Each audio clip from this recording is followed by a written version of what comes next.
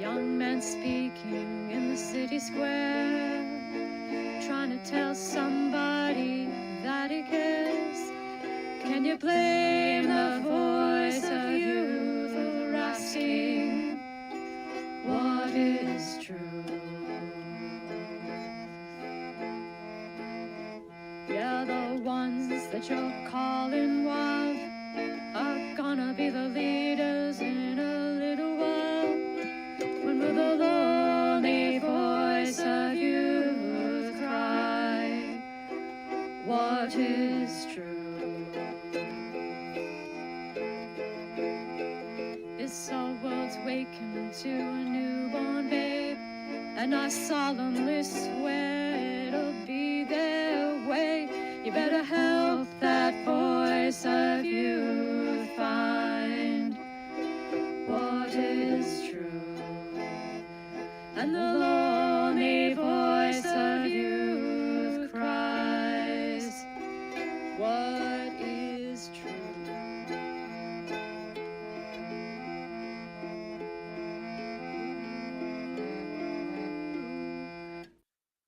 All right. Well, welcome everybody. A little bit of a rush day. It's been a chaotic week, but we're here. We've got our Sam Pal. We've got a junkless cinnamon roll bar. We've absolutely no candy in the house, which is, we've got some Westminster tea from the Table Rock Tea Company. So we're good to go. I think everything we need, we have. So you may have noticed we don't have a particular specific topic. I know we've done that before, and just the way it works out sometimes. We've also got a kind of drawing. Didn't really have time to finish it because I started late, but we're getting there. So there's a number of things that came up. It's been a super chaotic week for me. So I didn't have time to do, the usual topic thingy. And just a bunch of stuff came up this week. So I thought, and not just this week, right? There are these themes that are sort of running throughout the culture. If you want to think about it that way, it's not a bad way to think about it. It's maybe not my preferred way, but not invalid. And a lot of people don't recognize what's happening, right? They're confused and they want these answers. They want this way of relating, right? The sense making, the mystical sense making everyone's talking about. And so I thought I'd cover a bunch of those. And it just so happens that I can do that referencing two videos. So one of the things that sort of occurred was apparently, and I know who did this because I know the person. Apparently, somebody sort of reported me to the Ortho Bros, and one of the Ortho Bros went out and watched my content. He's got a big channel, 20,000 subs.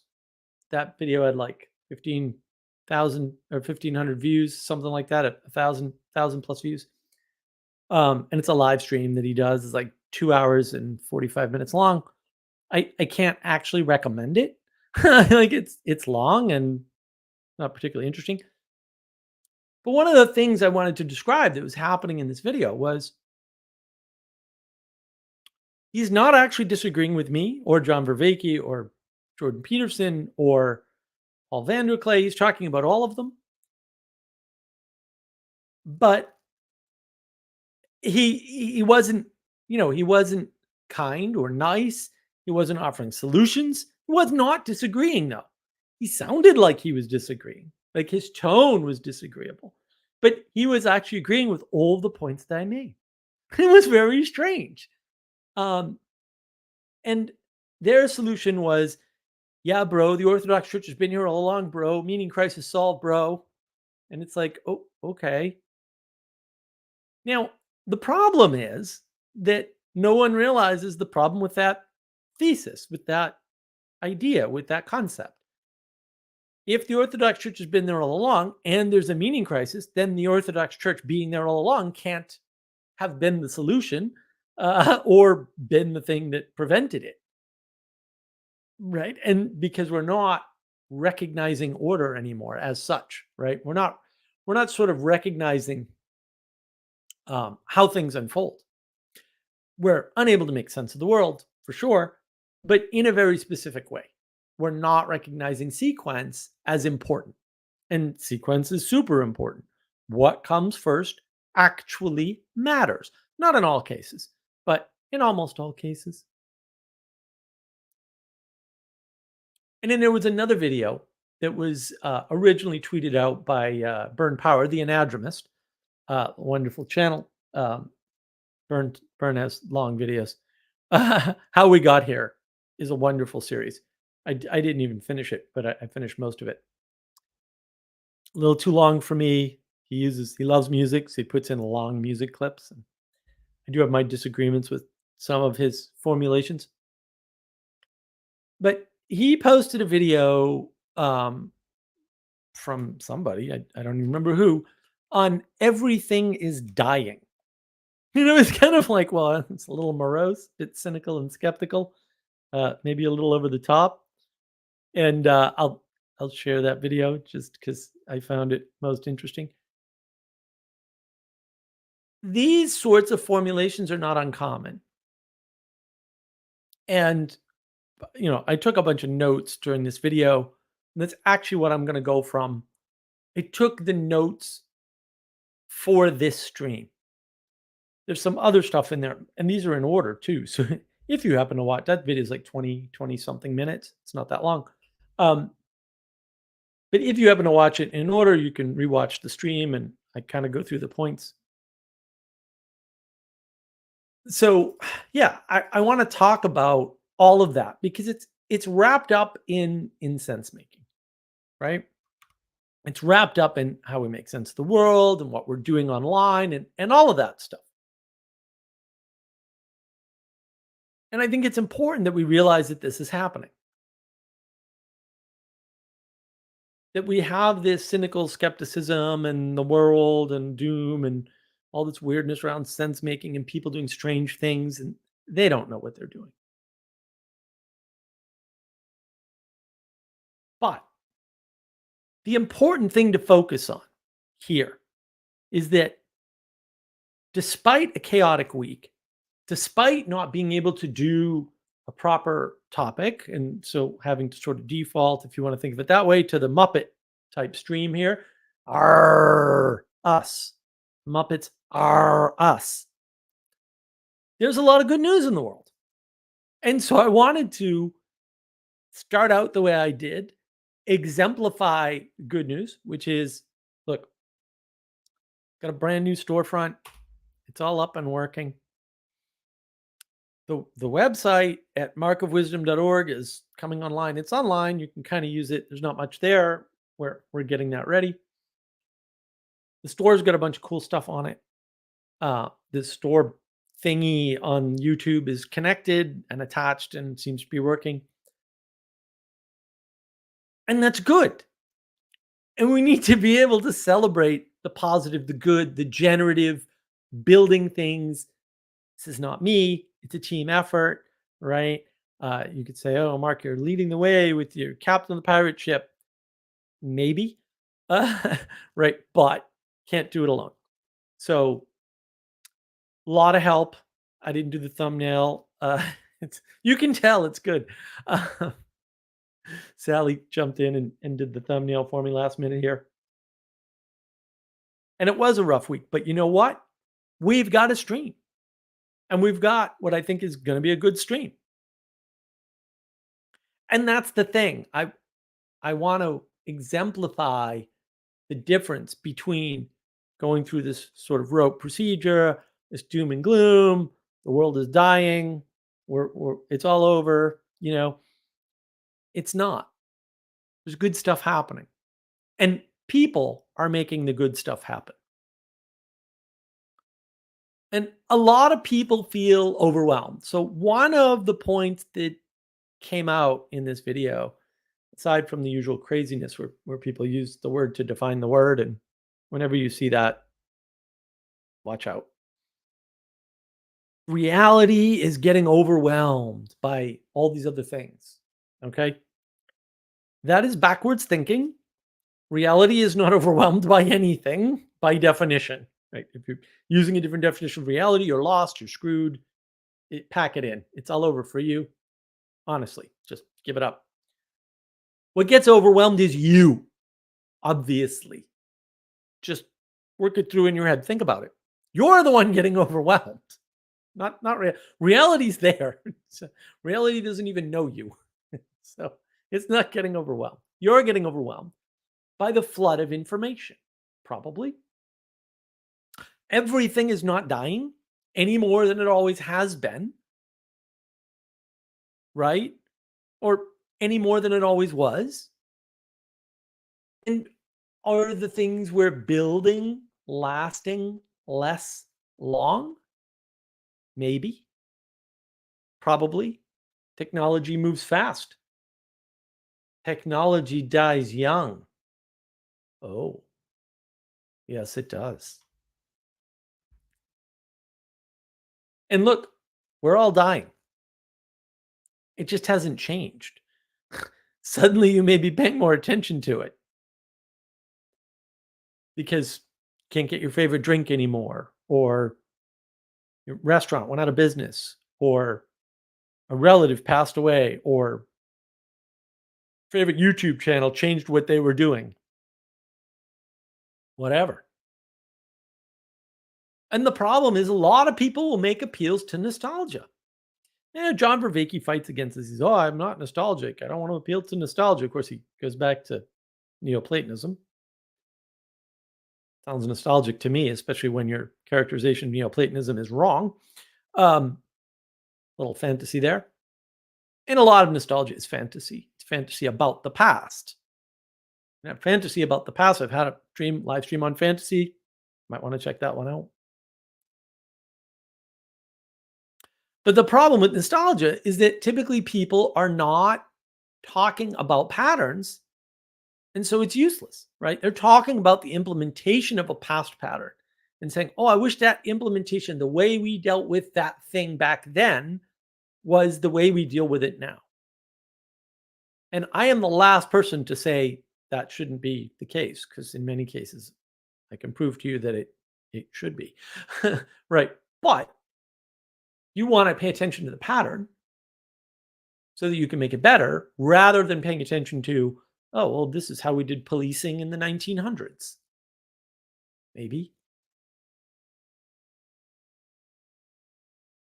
And one of the things we get lost in is that we allow ourselves to be fooled to some extent. We're overwhelmed. Really, we're overwhelmed and not reality, right? Lots of explanations are correct. I can explain the same thing 7 ways to Sunday. It's easy. I do it all the time, actually.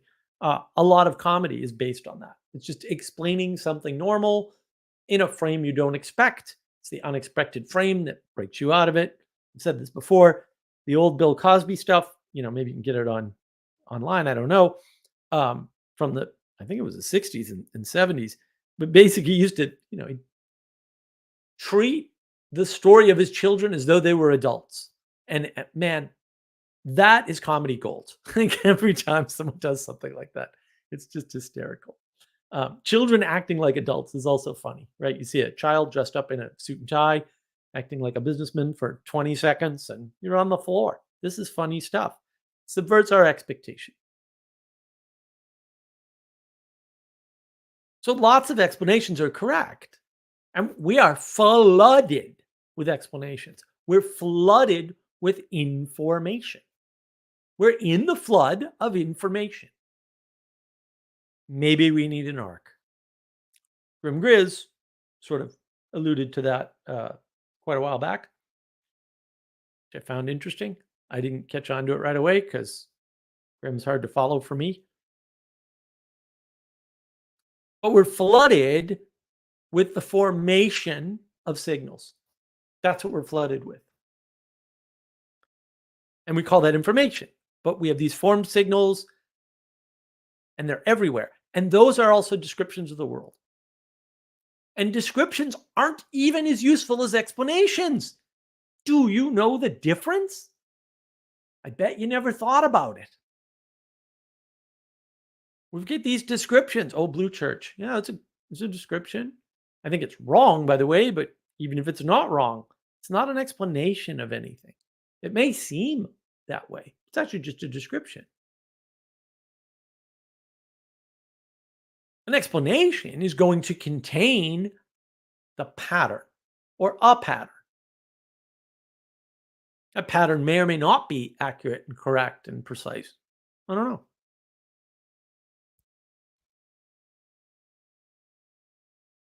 And look, you can come up with explanations that people do things for money. It's easy to do, an economic explanation. No one does anything unless they can make money on it. But that obviously isn't true. Most of the things you do in your life, no one's paying you to do. Why the hell are you doing them? And if it's money, why is anybody ever unhappy with their job? They're getting paid. Hmm. Or it could be politics. Oh, they do that because they vote this way. Really? Politics. And it's a simple enough confusion, right? We're looking at the way people act and inferring what drives them to act. It's obviously backwards. We don't think about it. And this leads to all sorts of similar confusions, like the internet is a problem. But it can't be the problem. Most of the humans on the planet are not on the internet, guys. Maybe you and everybody you know is, but there's only 2 billion people on the internet, if that. And there's like 8 billion people on the planet. There's a little bit of a discrepancy there. And if you think the internet's the problem, go join the Amish. I don't care, or the Mennonites or whatever. I don't care. Of course you don't think that's the problem. It might be a problem, but what is that problem? The problem isn't its existence. Can't do existence as a problem. Lots of things exist. And in spite of that, we have the Amish and lots of other groups that aren't participating in the thing that exists. So a little hint as to how complex the world really is.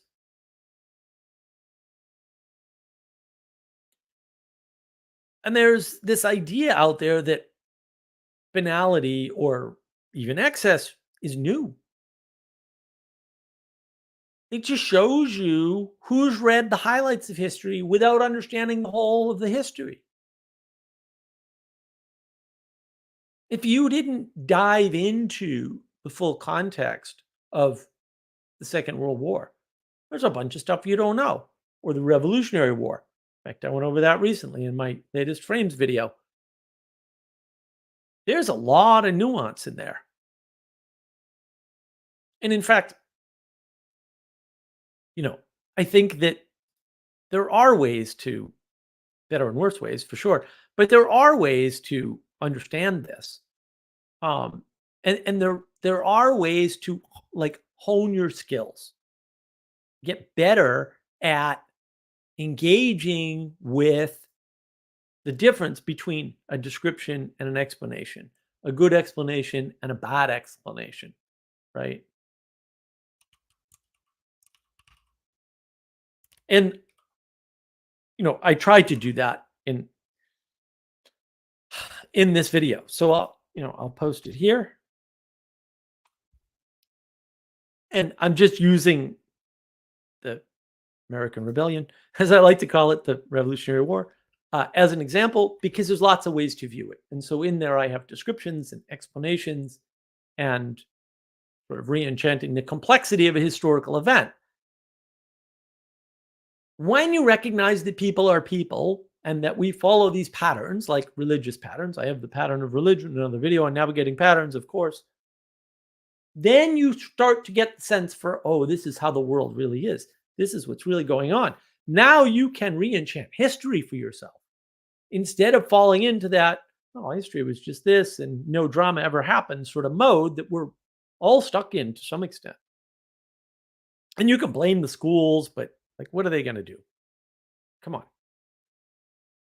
blame your own lack of curiosity. Fix it yourself. Don't worry about the fact that other people betrayed you. That's going to happen. We're in the age of decay. We live in the material as well as the ethereal, and in the material things decay and things are imperfect.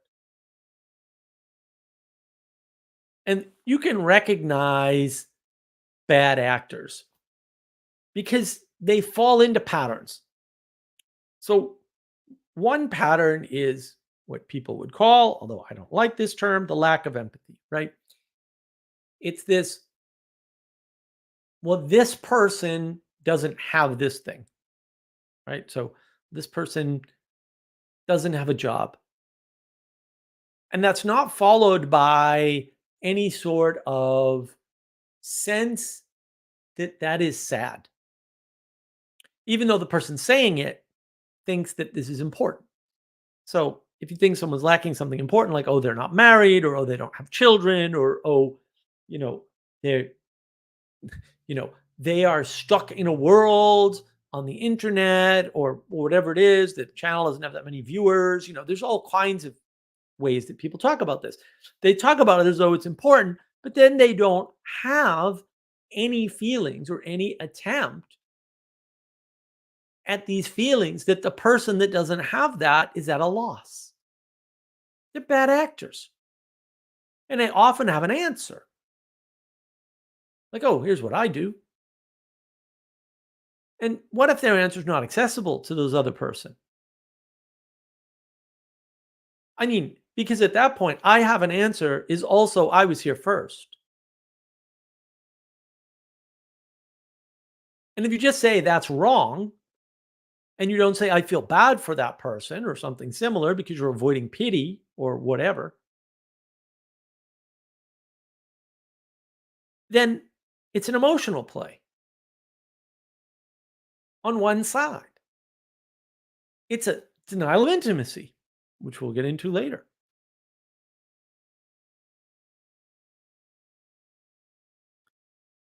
And part of this is wrapped up in the materialism because we're trying to know the good, right? We're pretending like I have an answer. I have something, an answer. An answer is knowledge, by the way. We're using knowledge as material. This is one of the reasons why I actually like John Vervaeke's formulation of participatory knowledge, even though I think it's totally wrong. Right? It's very useful. Because you don't have participation, you engage in participation. You do something in participation. It's a set of actions. That takes knowledge out of the material. And then it's not to know is to have. And look, you can say, oh, well, I say I know the good. I'm not claiming I have the good, or you're claiming you have part of it, though. And that's wrong. Because Vervaeke's excellent point, to know is to relate. It's how it's used in the Bible. It doesn't solve the quality problem. Wisdom might be part of that. I don't know. But this is the age of gnosis. This is what I'm talking about with the age of gnosis. And part of the problem is when we try to know things and figure out the world, and the world's just ridiculously complex, we make the world symmetrical. We assume it's math, just this side, that side, and everything's equal. And that leads us into equality doctrine, which is a problem. And it manifests in many ways.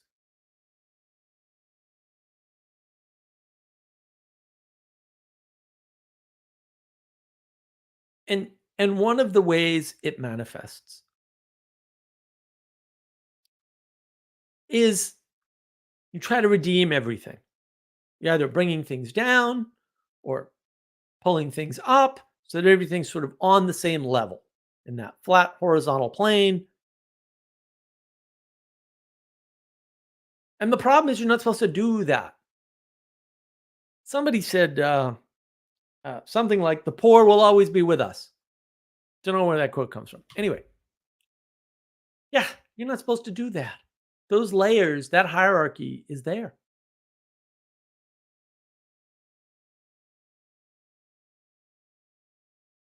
And when you don't recognize that, you get things confused on this flat sort of plane of existence.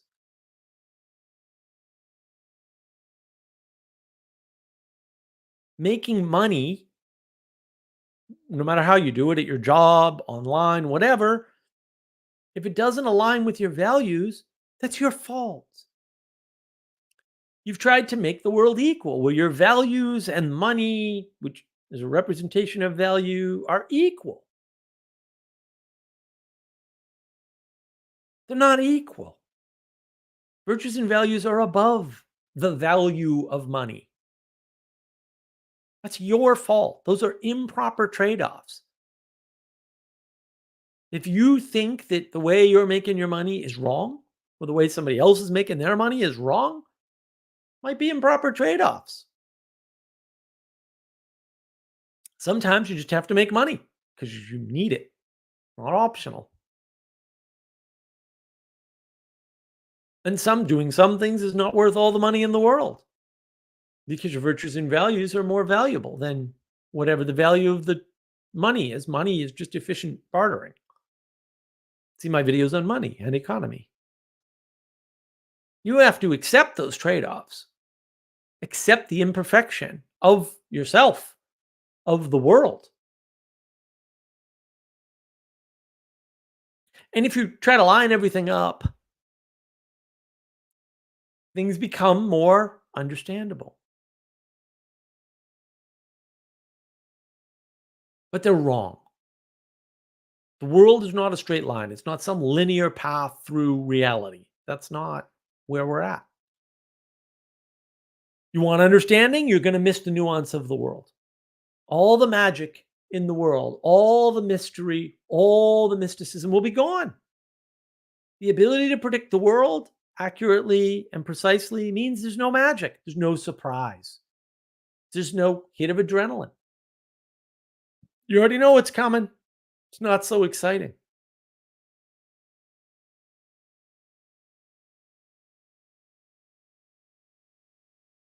And that makes us cynical. But it's because of our flat wrong view of the past. It's the sanitization of history, even our own history. That's where the nostalgia comes back in. Oh, yeah, the world back then was better. Well, yeah, you understand it because you lived through it, or you got a flat historical view of it.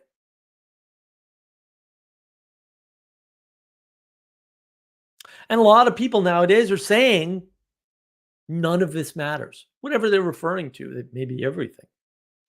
The problem is they've got it backwards. Everything matters.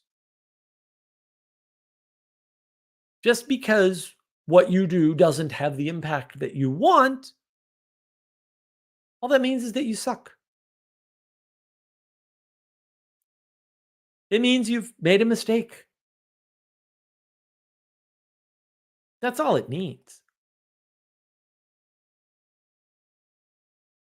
Because at the end of the day, we have this thing about happiness and we equate happiness with comfort. And the problem is struggle makes the world, not comfort, not happiness. Comfort by definition generates nothing at a great cost. The person being comforted isn't paying.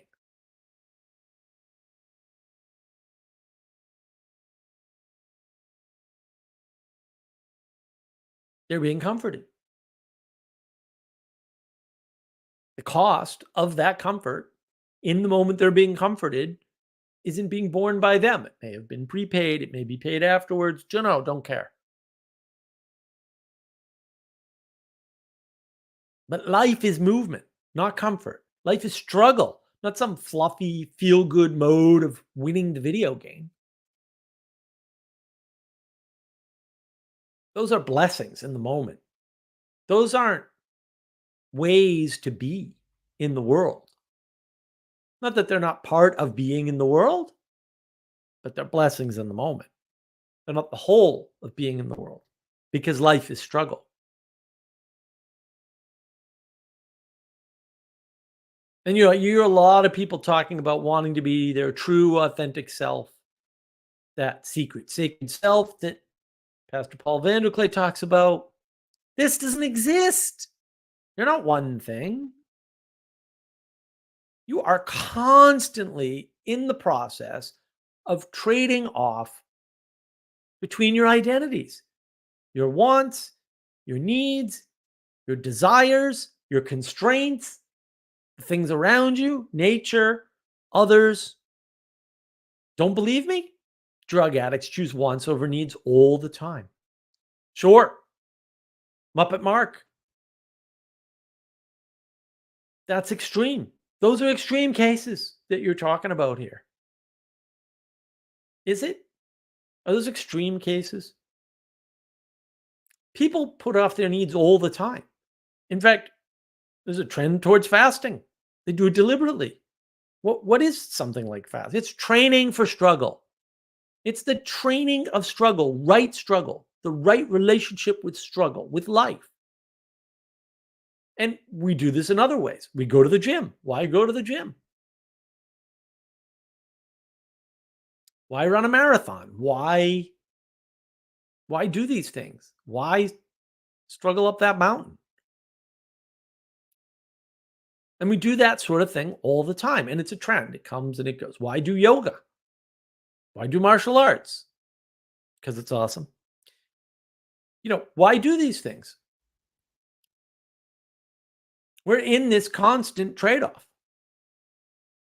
And it's that trade off that allows us to discover where we're at, what our identities are, where we need to be. And a lot of people want to get back to their secret, sacred self. They want to break the veneer of what they show people. The problem is the veneer is all you have. It's all they have because the space between you and I, or you and nature, or you and yourself, only has the image. That's all there's there. There isn't anything else there. You can't break the veneer. That's what you put up to become an identity, to embody the identity so that you can interface with the person, yourself, with nature, right? With others. That's what it's for. You can't break that. You don't want to break that. That would be terrible. And look, I'm sorry for the mic drop moment, but that's the intimacy crisis. Welcome to it. You can get skeptical and cynical and upset, resentful and angry. How did this happen? Who did this to us? What or who keeps this going? Is it capitalism? Is it politics? Consumerism? Bad theology? Is it science? Is it the age of gnosis? No. No. You did this. We did this. People do everything.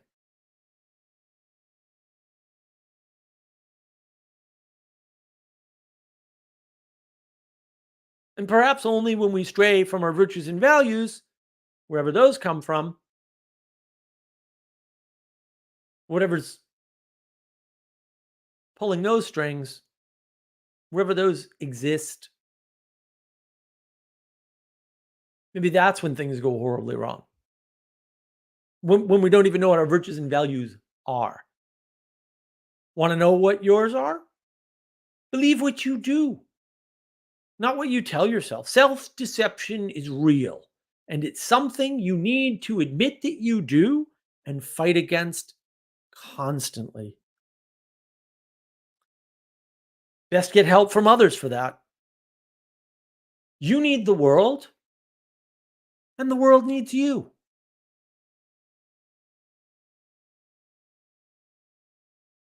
And if you want a bad guy, Freedom did this. Your want, your desire, your pursuit of some twisted, misshapen, misunderstood version of freedom. The sort of recent conception of freedom is the problem, at least so far as people participate in it. This is what causes the individualism, which causes the intimacy crisis, which leads into the meaning crisis.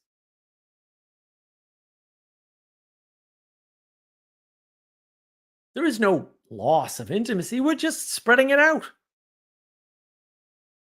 We've become more intimate, not with ourselves, but with our fantasies, with our desires, with our indulgences.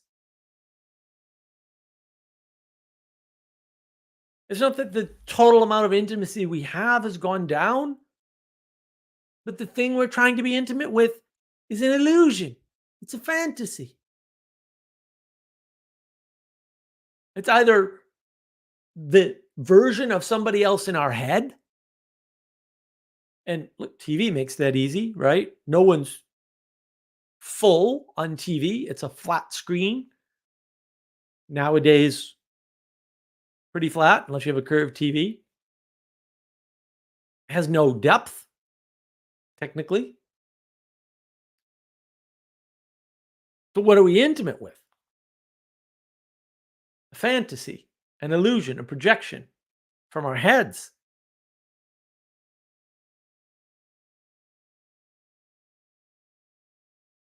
And this is why things like fasting and breath work and meditation and disrupting the calendar and regular engagement in things that aren't fun works. This is why it works, because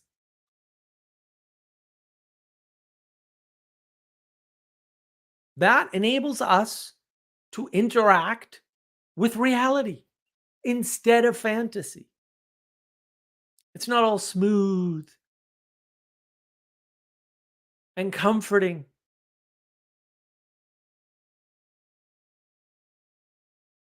We feel irreality. We feel as though there's something wrong with the world because we are doing this to ourselves. We are disconnecting ourselves from reality in favor of the fantasy because we want freedom.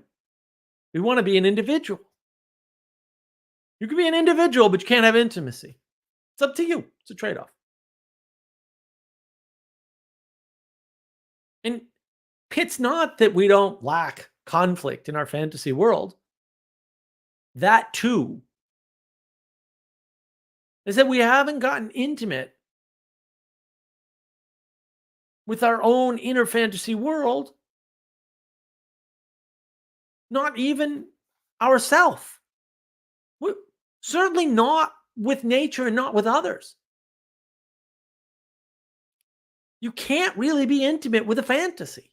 There's no depth to your fantasy. Did you ever meet your hero?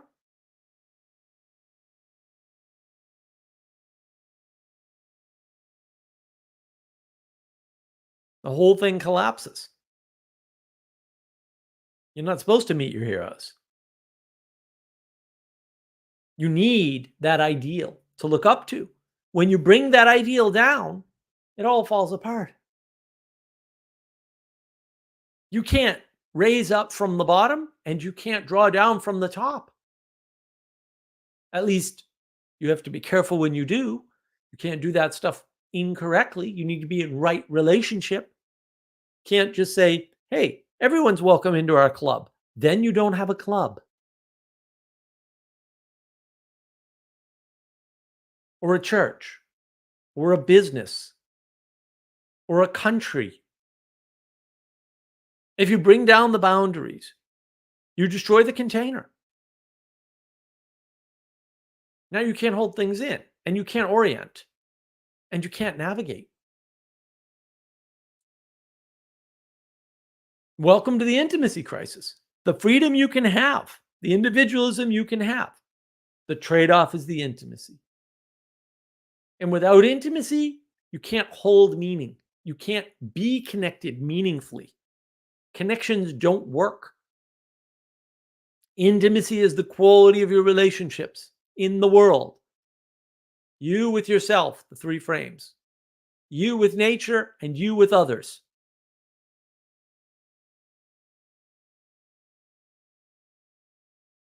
Don't blame the world. Don't blame the capitalism, the consumerism, the money, the politics. Blame yourself. Have a little humility. There are people who don't have your problems. You have to take some responsibility for those problems. And maybe there are perennial problems, as John Vervaeke talks about, although most of the things he lists are not problems because they don't have solutions. And maybe those things are worth thinking about. But we have solutions for them. They're in the wisdom texts, they're in those traditions. They're not in the Ortho Bro stream. They're not in the, oh, I haven't been doing my art correctly stream or video. They're not there.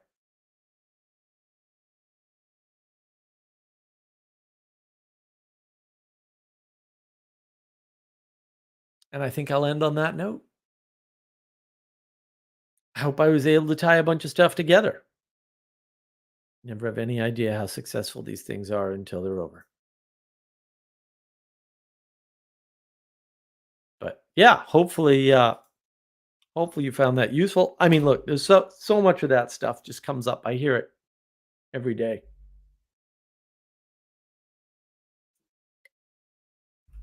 Whether it's on a video or talking to somebody on the Discord server or in person or hear a story from somebody. It's just like these themes are everywhere. This cynical skepticism, this, oh, this is the problem, that's the problem. It's it's everywhere. And we resonate with some of this stuff. And I don't know why. I just have no idea. I have no idea why.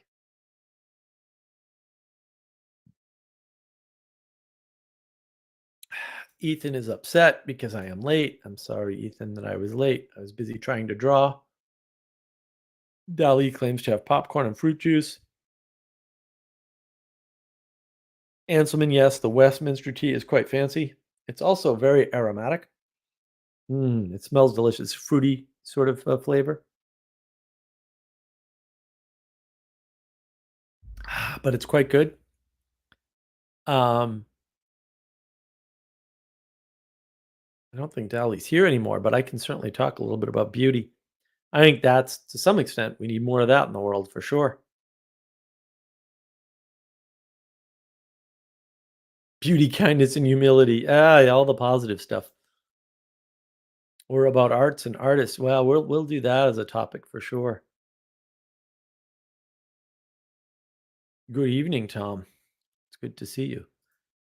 Yes, Spatch, I got orthodoxed. I know who did it too, which is fine. I don't care. Incense making. Yes. It was quite incense making. Handsome R. Cape and I. Yes, Cap and I is here.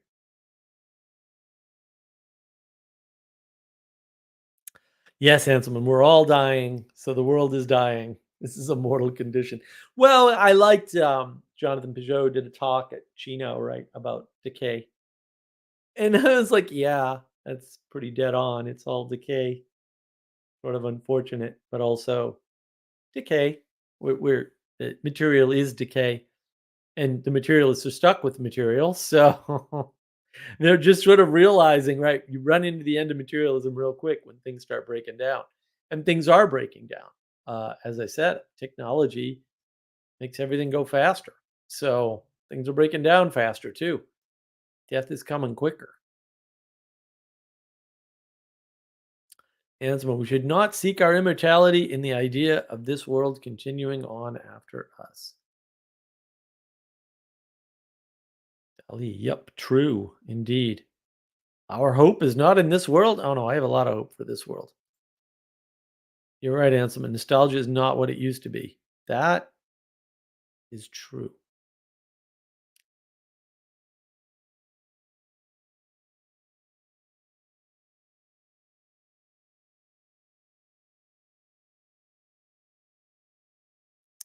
Ansem, and you have to make your own way on a straight path. That's the problem. Yeah. And and we don't see the path really. And that's part of the problem is everybody thinks, oh, there's a path. That means there's yeah, we don't really see that. The difference between the pursuit of happiness and the pursuit of pleasure. Well, I would say the pursuit should be to be content.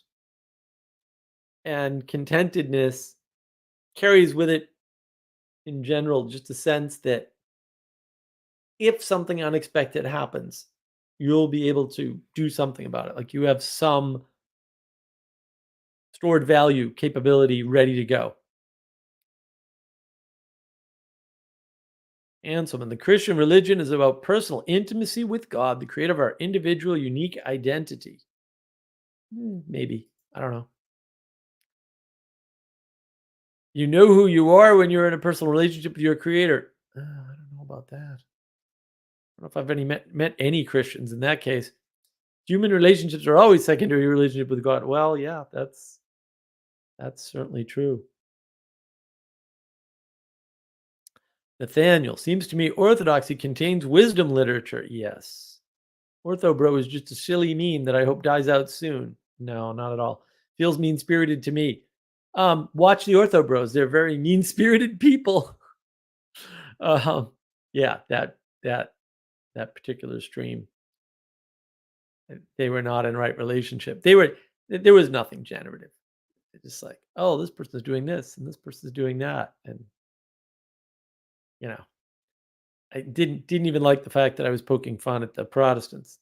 I either misread it or just flat out misquoted me. Neutrino, the right path appears seems to appear in front of the rearview mirror, but I guess I might be doing it wrong. Well, that's the problem, right? Everything's clearer in hindsight. This is one of the great asymmetries of the world. Everything looks patterned and beautiful, and we see perfect ways around things in the past. Not a problem. It's easy to do. But rolling forward, that's not the way it works. And we have squished the world into this sort of historic flat view, and then everything's history. Nothing's the present, which is very different from the future, both of which are totally different from the past. And how we see the past is so different from how we see the present, how we see the future. We're not accounting for that.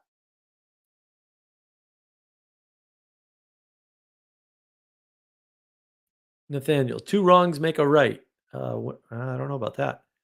Must be in the wisdom literature. I haven't attained to gnosis yet. Well, yeah, I did a tweet about the forbidden knowledge problem.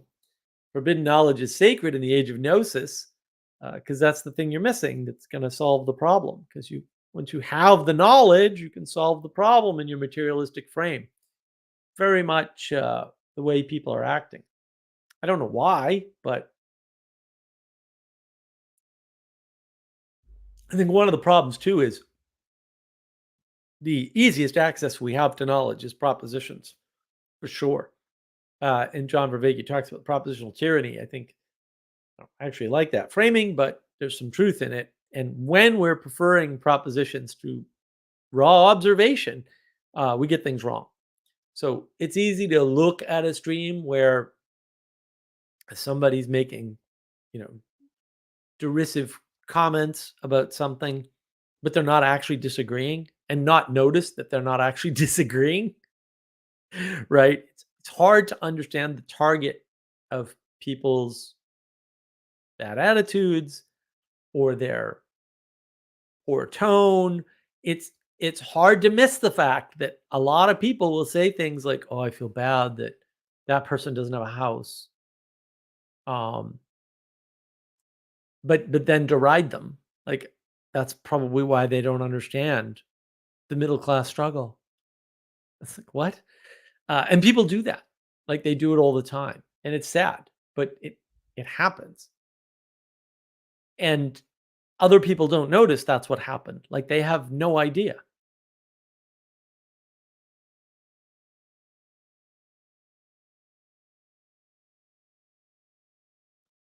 Even forbidden knowledge in the age of gnosis is the most valuable because it's the only thing you don't have. Yes. That was awesome. Well, thank you. I like awesomeness. Nathaniel, I did see his bit about you in the live stream and I thought you were not understood by him. Well, maybe. He thought you were simply being pedantic, which I find people say a lot when they don't take the time on a topic. The problem that the ortho bro had, and I know where it came from because I know who started the whole thing, and I've had conversations with Aiden before. He didn't disagree with any of my points. I listened to the whole thing. He disagreed with exactly zero of the things that I said. And at one point, he said, "Oh, you want to, form communities," and which I've never said, by the way. Um, form communities, and where the Orthodox will be here, and we'll just catch all the people. And I was like, you say that like it's a bad thing, or we're in disagreement somehow, and yet that is exactly correct. Like, we're not in disagreement. Why are you casting this as though it's disagreement when you're agreeing with me? Now, you're assuming that you have the right answer and that everyone's going to go to your right answer, which is foolish and obviously incorrect. Not that I care, but it's weird. Like, it's just weird to do that. And it's weird to act in that particular pattern. He's not the only Orthodox person acting like that. Obviously, the person who sponsored the stream is also acting exactly like that and has made exactly those arguments with exactly that wording multiple times. So, I mean, you can be upset about the meme, but memes point to patterns. I'm not a particular fan of memes, but memes point to patterns. And some of those patterns are real. And you need to account for that. If people are acting out that pattern, then they're acting out that pattern. Nothing I can do about it. Um, People notice the pattern, they make a meme. If the meme fails, it's not enough other people recognize the pattern. That's how memes work. It's also why I don't like memes because very audience dependent. A lot of people put up Office memes, right, from the show The Office, and the American version of The Office is awful. I don't know what to tell you. The British version is actually mildly funny, but I didn't watch The Office because it's awful. So I don't get any of those memes mean nothing to me. They just don't resonate at all. And not to say that I can't see the pattern or sense the pattern or whatever, but I can sense patterns that all kinds of places. So that this is not surprising. It's not a function of the meme. Like, fair enough. Like, it's not a function of the meme, but also it's not the meme. So it's kind of important to know. And I think Dawkins did the world a big disservice by coining that term and forcing a bunch of people who otherwise might not have engaged in that behavior to engage in that behavior. It's a fun game. It's pretty easy to play. It really favors people who see patterns over people who don't, which is unfortunate. Uh, it also tells you something about maybe the meme that the left can't meme tells you something about their level of sophistication and how they're stuck or lost or unable to engage correctly. That could be. Not going to make that claim because I don't have to, but could be. Very important. And it's important to recognize that stuff, right?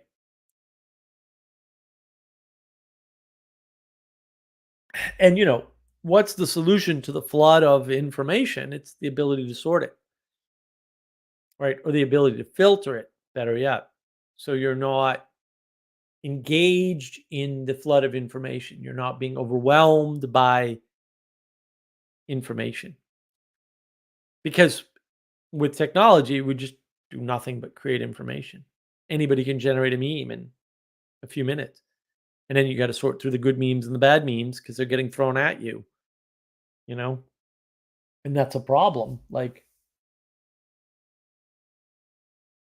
you got to shut the thing off, man. Like, you just can't have it on all the time because it's going to flood you with information. And even just your computer, like, I did forget when I started the stream, but I usually shut my email off. I don't want to hear the email go off. I don't want to hear any of that stuff. I'm in the middle of doing something, you know? Oh, here's Jesse. Welcome, Jesse. Hello. How are you Can you doing? hear me? I'm good. On the road to Canberra, so perfect good today for me. Sounds like a good song in the making. On the road to Canberra. Isn't it Willie Nelson? On the road again? Could be. Excuse me. Could be. So Muppets Are Us. Where did we get that title from? Well, I came up with it today. You wouldn't happen to be trolling me, would you? Yeah, I just didn't have a topic. Want to do a Muppet stream anyway, so we'll roll up. So that's where we got it. I've been listening. Yeah, it's been some good stuff. We're free covered. Yeah, sorry to go through the video that you liked that Burn Power posted and rip it apart, but it had so many themes in it that I'm like, holy mac! This one video has all the themes that people are talking about in one place. Yes. There's a difference between liking a video, liking its content, and appreciating the content. I think that's a thing we're losing in the internet age. Is that you can like the craft of something, right? But you might not appreciate the form of the work. Right, exactly. Or you can like the implementation but hate the pattern and vice versa. That's the loss of depth. That's the flattening, the compression, the reduction of the world. We're not even asking the question, right? Because we've got a like button, so we know what that means, even though there's no possible way you could know what that means.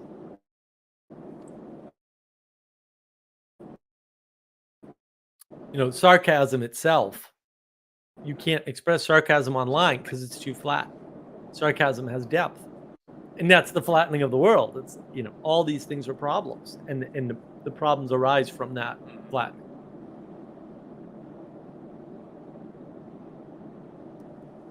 Yeah.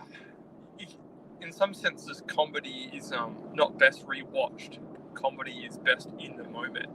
That's another flattening of the world that we've all agreed to for some reason. Is that, through things like physical media films, that we can replay a comedic moment and still enjoy it just as much as the first time we heard the joke or the scene or whatever it happens to be as a funny thing, but it loses its value very quickly once you know what the setup is, or what the punchline is, or what the moment is.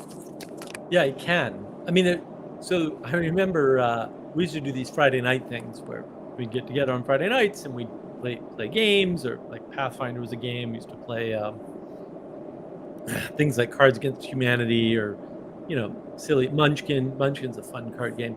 Or we'd go out to the movies or whatever. We'd sit and watch some shows. We watched Itchy, Seto Itchy. That was an interesting old show.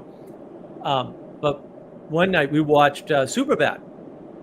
And the movie Superbad, man, when I saw that movie, I thought it was the funniest freaking movie that could ever be made.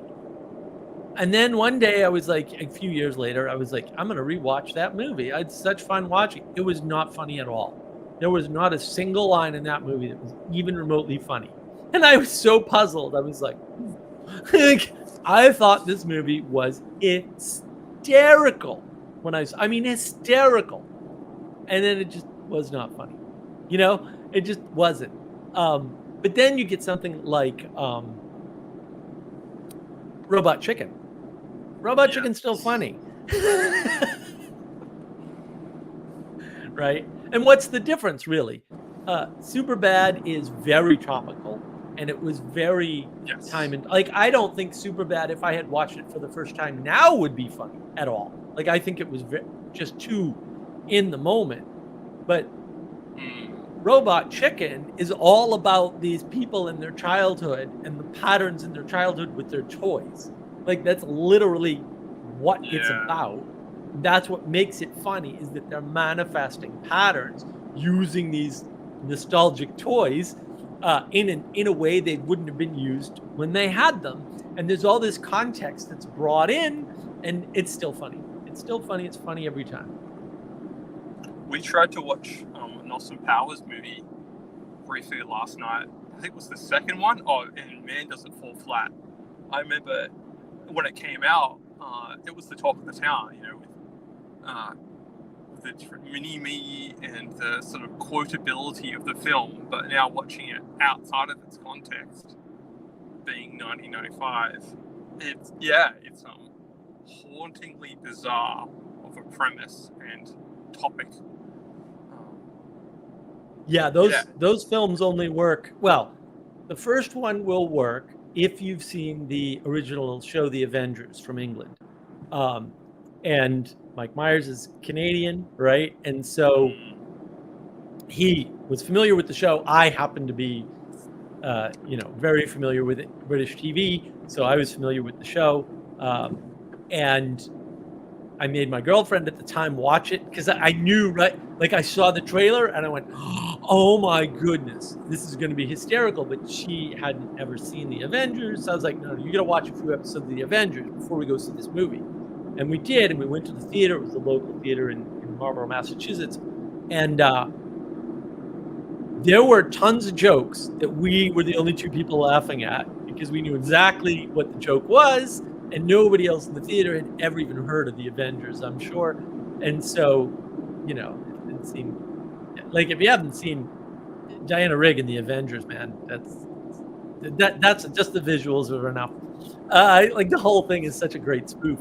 And then, yes, Patch, exactly, 1960s Diana Rigg, indeed.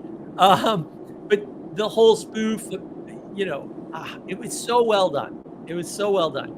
And he's playing off that in the first one. In the second one, he's just kind of going with the flow, and he's not like, he's just going with the pattern he created from the first one, which is a copy of the depth copy, right? And he's changing the pattern around, and he's doing a good enough job, but that's it. I don't know about that. There's some pretty dark things to the movie. There's a lot of these will repeat the same premise or the same joke 3 times, and it has this sort of hypnotic effect. Which is not good. And the movie's actually about how the 1960s demasculinized men literally stole their mojo, is the premise of the film. Right. So we stopped it. We got about halfway, and we're just like, we're done. That's enough terror for tonight. Yeah, I can see that. I haven't watched I haven't even watched the first one again. So I haven't watched them again but the first one was a genuine joy. I'm sure it still has its magic to some extent. Yeah, I haven't watched that in a while. It's also a reference to, there was a Peter Sellers Casino Royale movie, which is a ripoff of James Bond as well, a spoof of James Bond. So. Right. Well, and I think he tried to spoof other things. And look, I mean, when you're spoofing the Avengers, you're spoofing a spoof already, because it's the trope.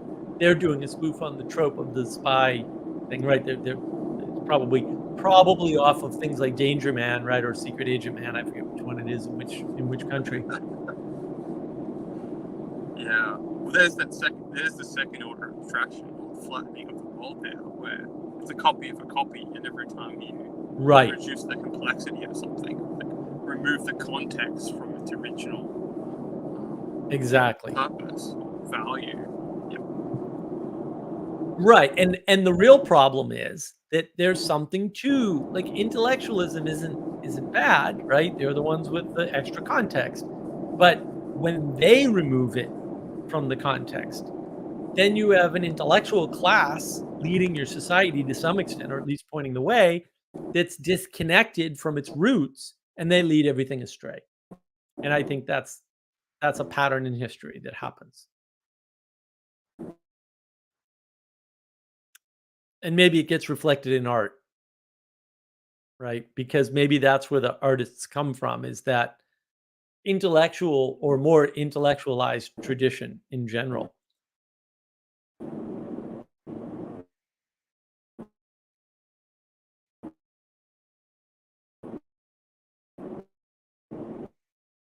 Nothing to say about that, Jesse, or are you cutting out? Uh-oh. Maybe we don't have Jesse. Maybe he's gone. Are you back yet? Am I back? There you go. Now I can hear you. Yeah, there's a lot to be said about one of the things I've been considering is that the intellectual strands of the West wasn't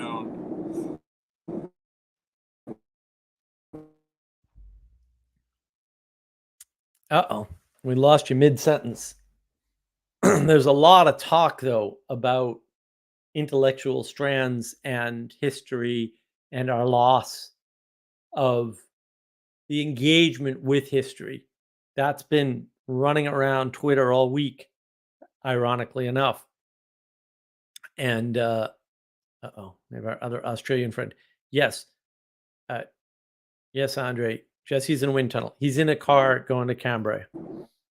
So we're going to make a country song out of it. Just because we thought that was appropriate. I wanted to catch up a bit here. Spatch, I am going to try to go to the Arkansas Poetry Gathering. I don't know if I can make it yet. I hope to know soon, but I don't. Nathaniel, well, I appreciate you commenting. I didn't mean to pay too much attention to that guy. Yeah, look, the orthobro guy is the orthobro guy. Whatever. I hope he finds his way.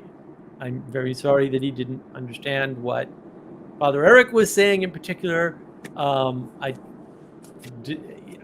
appreciated his honesty, but I did not appreciate his projection of some sort of disagreement when he actually said several times on my points that he actually agreed with them, which is very strange. Aaron Black, all depths have a surface, but not all surfaces have depth, right? Well, projection is real, and we have to use projection in the world because the veneer is all we have. Like it or not, that's all anybody has of you, and that's all you have of anybody else or anything else.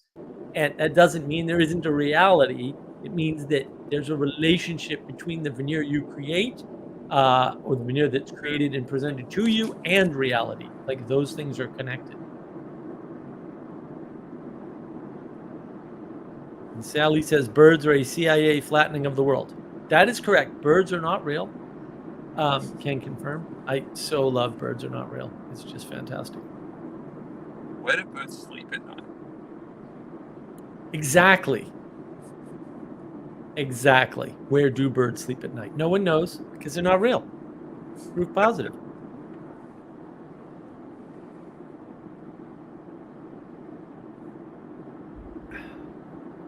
And I think part of beauty, or part of the push towards beauty as the solution to the problem, is that whole idea that we need to restore the depth to the veneer.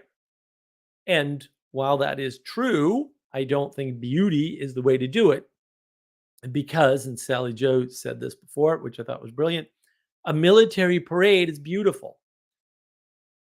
And like some military parades are great, but I've seen a few on footage from pre-World War II that, not so good. It's still beautiful, still attractive, but not good. And if you divorce things from the good, or you don't account for the good, whether it's truth or beauty, you're going to have a problem.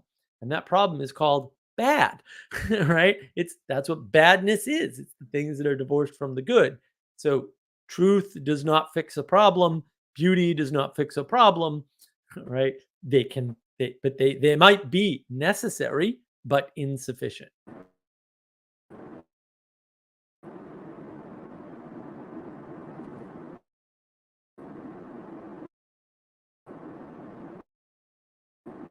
That's sort of like, what's the importance of art in the world? The importance of art in the world is that it needs to point correctly. And if it's not pointing correctly, we're in trouble. And that scales down to the intellectual class and the divorce of the intellectuals from context, and that scales all the way up to beauty and art. All right, and all of those things scale down to what we do in the world, and that hierarchy, which is older than trees, to Jordan Peterson's excellent point, is you have to account for it. And the fact that things don't scale the way you expect really sucks, but also get over it. Like, you just have to deal with it. You know, the fact that you have a hierarchy means that corruption, when it's in the hierarchy, and decay is everywhere, entropy is real, it's always going to be there in some form, has a bigger effect than you want it to have. But that's too bad.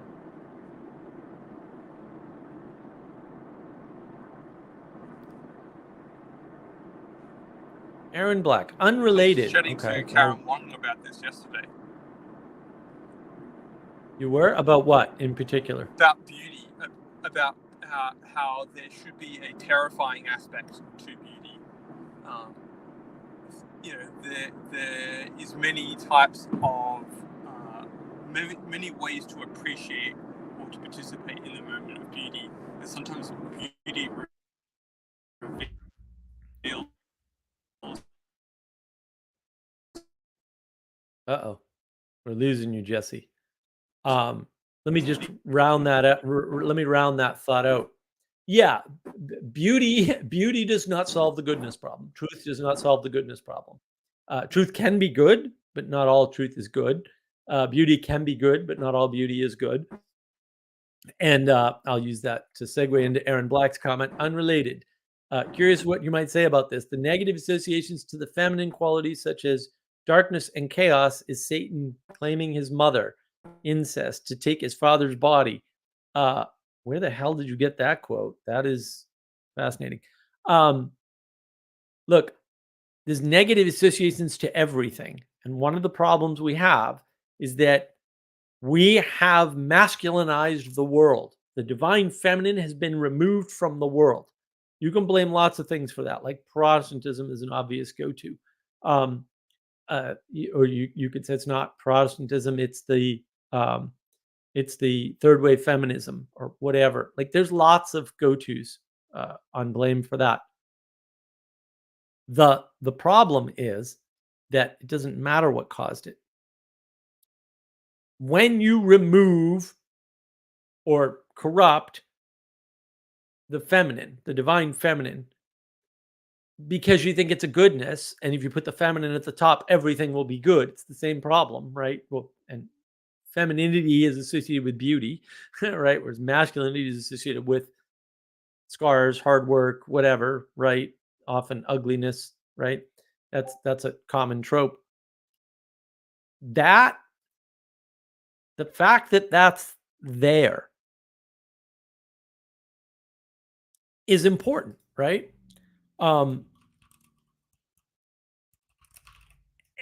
You can't remove badness from the world by flattening the good to beauty or to femininity and then saying, there you go, because it doesn't work. And that's what's happening. Like, that's what's happening. And so you're seeing that and going, well, this is really an interpretation of, whatever. So that's a problem. And I like what Sally says here. Big stalking cat slaughtering stuff can be beautiful. Yeah. Storms rolling in are beautiful. Yeah, lots of things are beautiful. Nathaniel, beauty and goodness, sure, but even if there's a truth called reality, reality and truth aren't the same thing. Getting everyone to see the same thing feels utterly impossible. Yeah, and you shouldn't. Even if we had one ring to rule them all. Right. Well, and that's what everyone's upset about. They're trying to get everybody to see the same thing. It's this universalism, which is an equality doctrine. Universalism is an equality doctrine. We want everything to be the same, smooth, right? No, we miss the depth of the world because you see things that I don't, and vice versa. And that's what makes the depth of reality. And that's the problem. Please say more on truth and reality. Oh, man. We had a conversation, I think it was last week, where Sally was Sally was like, I don't know the difference between reality and existence. And I told Sally, don't try to figure it out. Manuel and I tried that all week and it didn't work. Speaking of Sally, there she is. And yet she persisted to try and figure out. Reality's tough, right? My definition of reality is fairly straightforward. Oh, Jesse's back. My definition of reality is fairly straightforward in this. Reality is that which gets created through your participation in the present. Reality doesn't exist in the future, and the only access you have to it in the past is a flattened, compressed version. That's why hindsight is so intelligible to us. Welcome, Sally. What you got for us?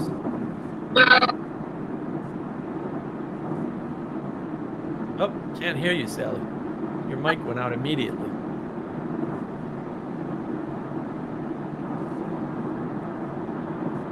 No, you are totally quiet. Oops. Jesse's back, though. What you got, Jesse? I've just went through bad. Oh, and then immediately he goes to another bad spot. Look, reality is tough. Truth is easier. There's no truth. It's what is true. And trueness is your relationship to whatever you're relating to. There's Sally. Now she's. How about now we got Mike? Yes. Now we have Mike. I did the exact same thing. Wonderful. Okay. Yeah, reality's squishy. That's what we determined. But the beauty being hella dangerous is just it's just like power. It's just not fundamentally good. And so I don't know why people don't immediately pick up on that. It's boggling, because it's really funny too, because with power, people are more likely to be like, oh, you're the powerful one, you must be the predator, evil, cruel thing. But not so with beauty necessarily, although perhaps between girls, because there is that just hating the hot chick completely unfairly just because she exists. So well, she's a judge. Yeah. Well, but no, you did. There's assumptions just made. Oh well, yeah, she's terrible. It's just, and that's not fair, and that's based on beauty. So, but I don't see that with guys as much. So that's no, that's right. And again, it is this compression. Like, we want easy answers, so we want something like beauty or something like truth to resolve something difficult like goodness or reality, right? Not which is pure beautiful. It's the most real. I mean, people say that like all over the place. And I'm just like, wow. And it is, we're all caught up in wanting to know things. And it's like, but we want to know them as have them. And you can't. Like, that's the problem. That's why you need other people. Yeah. Man, I was tracking until my mic dropped, and now I forgot what I was tracking. Oh well, I'll come back. The beauty and the art thing, I figured you'd be chiming in on that. But I was trying to, and then I don't know, got throwed by my mic not working, and now I'm like, you came here for reasons. Sally loses her context on every small distraction. Inconceivable. You must be an artist. Just the one that's supposed to have mic problems, not me.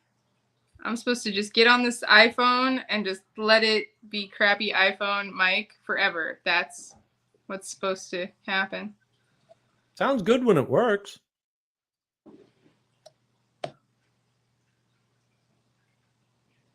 I don't know, Lazarus, did I answer your beauty and truth? I mean, your reality and truth question? Because tough one. The answers are hard. So this is one that, like, I wish I didn't kind of agree with you, but I don't know. I don't have reasons not to. The idea that thoughts aren't real is boggling, because when you're having them, you feel like they're real. Yeah. Feel like they're reality. But just based on the fact that you can have disagreeing thoughts at the same time, Oops. It's probably evidence to them not being that real. At least they're not as real as everything else. And I don't know why we don't think that way. I don't know why that isn't the starting point, because it's not. But it really should be. And like the fact that you can be tricking yourself. I had a thing today where I was working on a project. I have a huge amount of stuff for the project, and I run out of one thing, and my brain's like, you should go get that thing.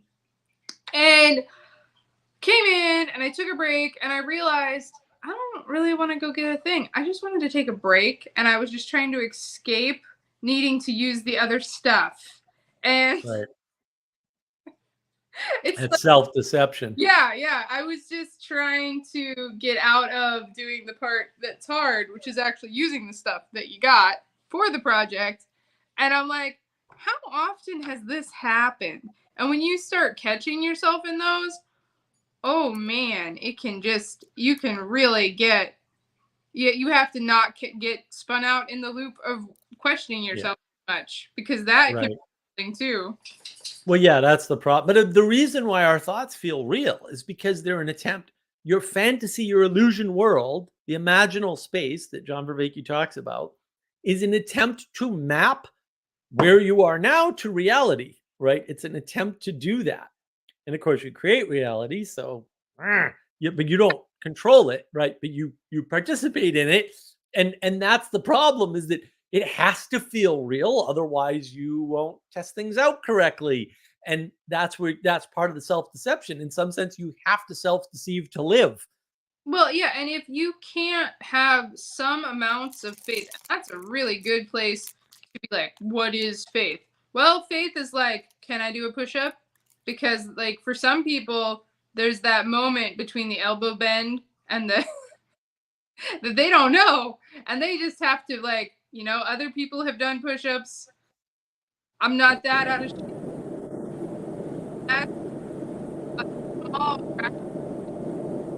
Everything you gotta have that about, can I drive? You gotta about like, can I wear these pants? Like, you have to have that faith. And that was an interesting thing to me, because I went through this big period where I didn't feel like I had faith, and then one day I was driving and I realized I had faith in bridges, and I'm like, okay, so it's not all gone, because logically I shouldn't have faith in this bridge. I didn't know anybody involved in its construction. I've never seen anybody drive over it. It's Florida, because I was in Florida at the time. Like, why should anything work in Florida? Florida's insane. But I believed in the bridge was going to hold up cars. And that was fascinating to me, because it's like, okay, so I got multiple things going on in my head at the same time, because I really don't initially believe people in conversation well, but I'm believing in this bridge and I don't know these people. So what's up with that? Like, that's like, thoughts aren't real, because you can have conflicting thoughts at the same time.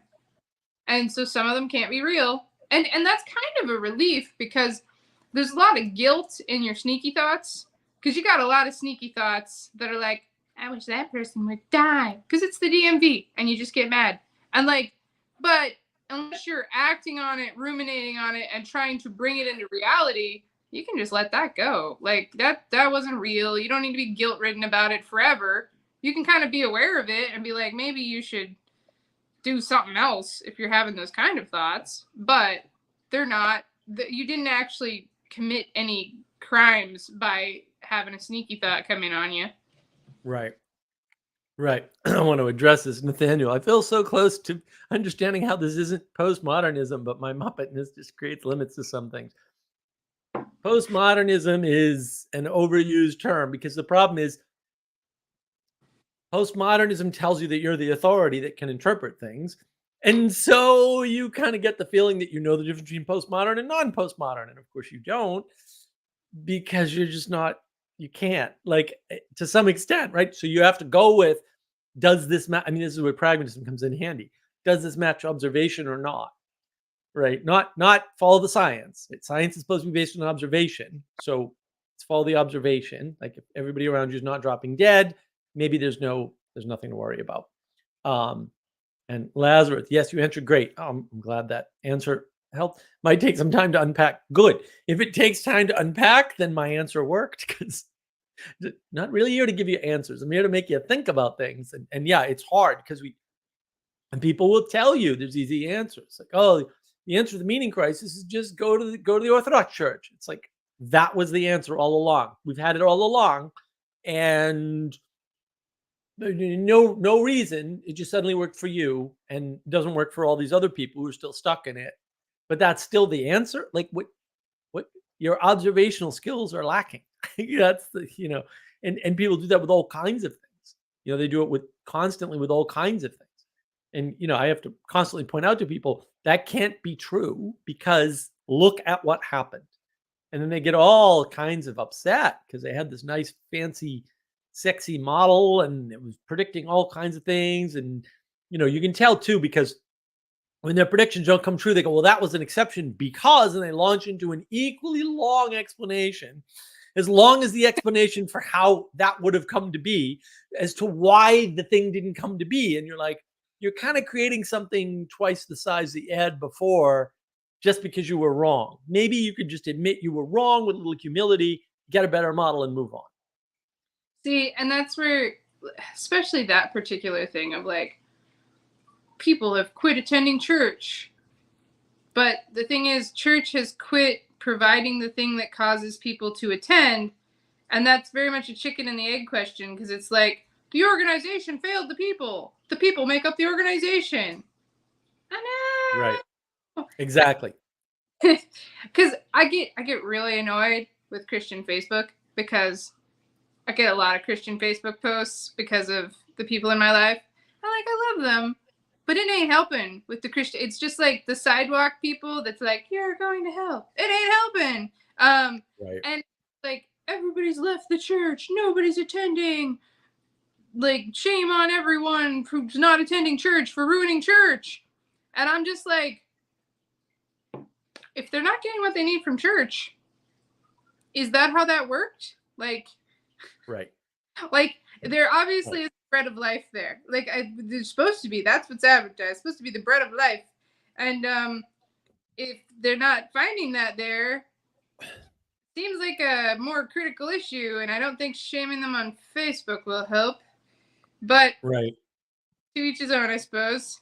Right. Oh, Nathaniel, that description of postmodernism actually helps a ton. Oh, I'm glad to hear that. Participating in this live stream in reality does too. Well, that's good. That's good. That's the goal. That's the dream, right? And yeah, Sally, the idea that the churches are not doing something that causes people not to go seems to just be like, whoa, to the Christians. Like, they don't, no, we have the church, we have the answer, and therefore, and it's like, you would think that if the most important thing in your world were your religious belief, that I would have some hint as to what that was when I met you. And yet we live in a world where that's not generally true. And it's just different. We'll say down south, there's an old trope about down south. They ask you which church you go to. Up north, you would never ask anybody what church they went to. It would never happen. I get that. That's certainly true to some extent. But also, where are the Orthodox? I get you don't evangelize, but nobody even knows you exist except the people who are searching and digging. And that's why there's the ortho bro trope, because there's a certain type of pattern that gets people in and then makes them look like ortho bros. Now, there's a ton of people at the church and across the river here that I sometimes attend with Kira, but they're not like that. It's be kind of interesting. It will be fun to see where the ortho bros are in 25 years when they're ortho dads and granddads, because 5 years. 5 years will change everything.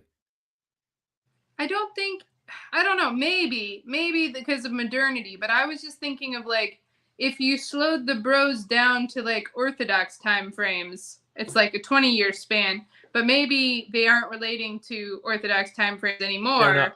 They're not anywhere near the ortho time frame. I kind of wonder if they'll hit a wall like I did if they came from other Christian sects, and they'll just realize they need to go home and try and fix home, even though that's impossible, and I don't see how whatsoever, but that's been my solution. But I don't know. We'll see. Well, you fix it by being there. Yeah. You know, like if you subtract, if you're the good person, like if there's 10 people and you're the good person in the group, you leaving makes the group worse. Well, that's the big kicker about church. It's actually like I really like the regional church that they have in England, which is funny because that's dead too. But the idea that you just go to your parish, Yeah. like I think that actually is functional Christianity. You just go Oh yeah. and it is amazing how quickly, like, if you're living in the place you're from, you can network it. Now, I was actually from here, like multi-generation from here, and it's taken me like 2.5 years, and I'm much more integrated than like the first 6 months, which that was hugely disappointing to me. I thought I'd be integrated right away because I didn't know that I was unintegrated. I don't know why. I miss things like that. And I'm friends with a woman who married a brother of a girl who wouldn't be friends with me. And Nice. the little brother of the girl who wouldn't be friends with me from home, now I'm good friends with his family. And it's like, talk about things that I could have never predicted or understood. And it's our kids will probably be friends because of us trying to build community, and we're intentionally trying to build community with the neighborhood kids so they know each other. And Right. I could have never predicted that. And like, if you would have asked me, like, who do you want to be friends with? How are you gonna whatever? I had to quit that garbage and just allow it to happen where it happened. And it took me, I think that was like my first year home, was just quitting that garbage, like getting over my own expectations about who I should associate with. I'm running on low back, so I have as long as I have. Uh-oh. Hey, Father Eric, good to see you, sir. You're not coming in. Why are you muted? Why is everyone muted? Hello, here we are. There we I'm back. That definitely wasn't user error. It was a computer glitch, 100%.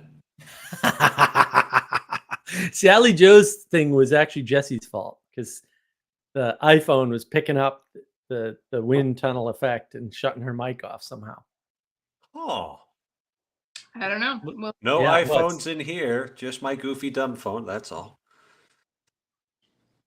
No, I did want to address this, and then you can talk about it further because I think it'll be interesting. Aaron Black, the church is supposed to be a place to get wisdom that leads to understanding.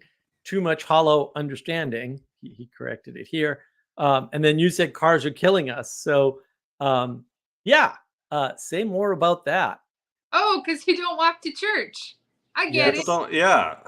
Well, You can drive to a church 30 minutes away that has everything just exactly how I want it. And so, why would you go to the place that's just down the road where, the singing's bad and there's your aunt and you've never liked her? Yeah. Well, people are champions. This is why my family's in all the little churches around here. Like just diffuse among all of the little churches? It has to be spread out because when we're together, it's just peak Protestantism togetherness. So we are just in all of them. Yes. Alrighty. Yeah.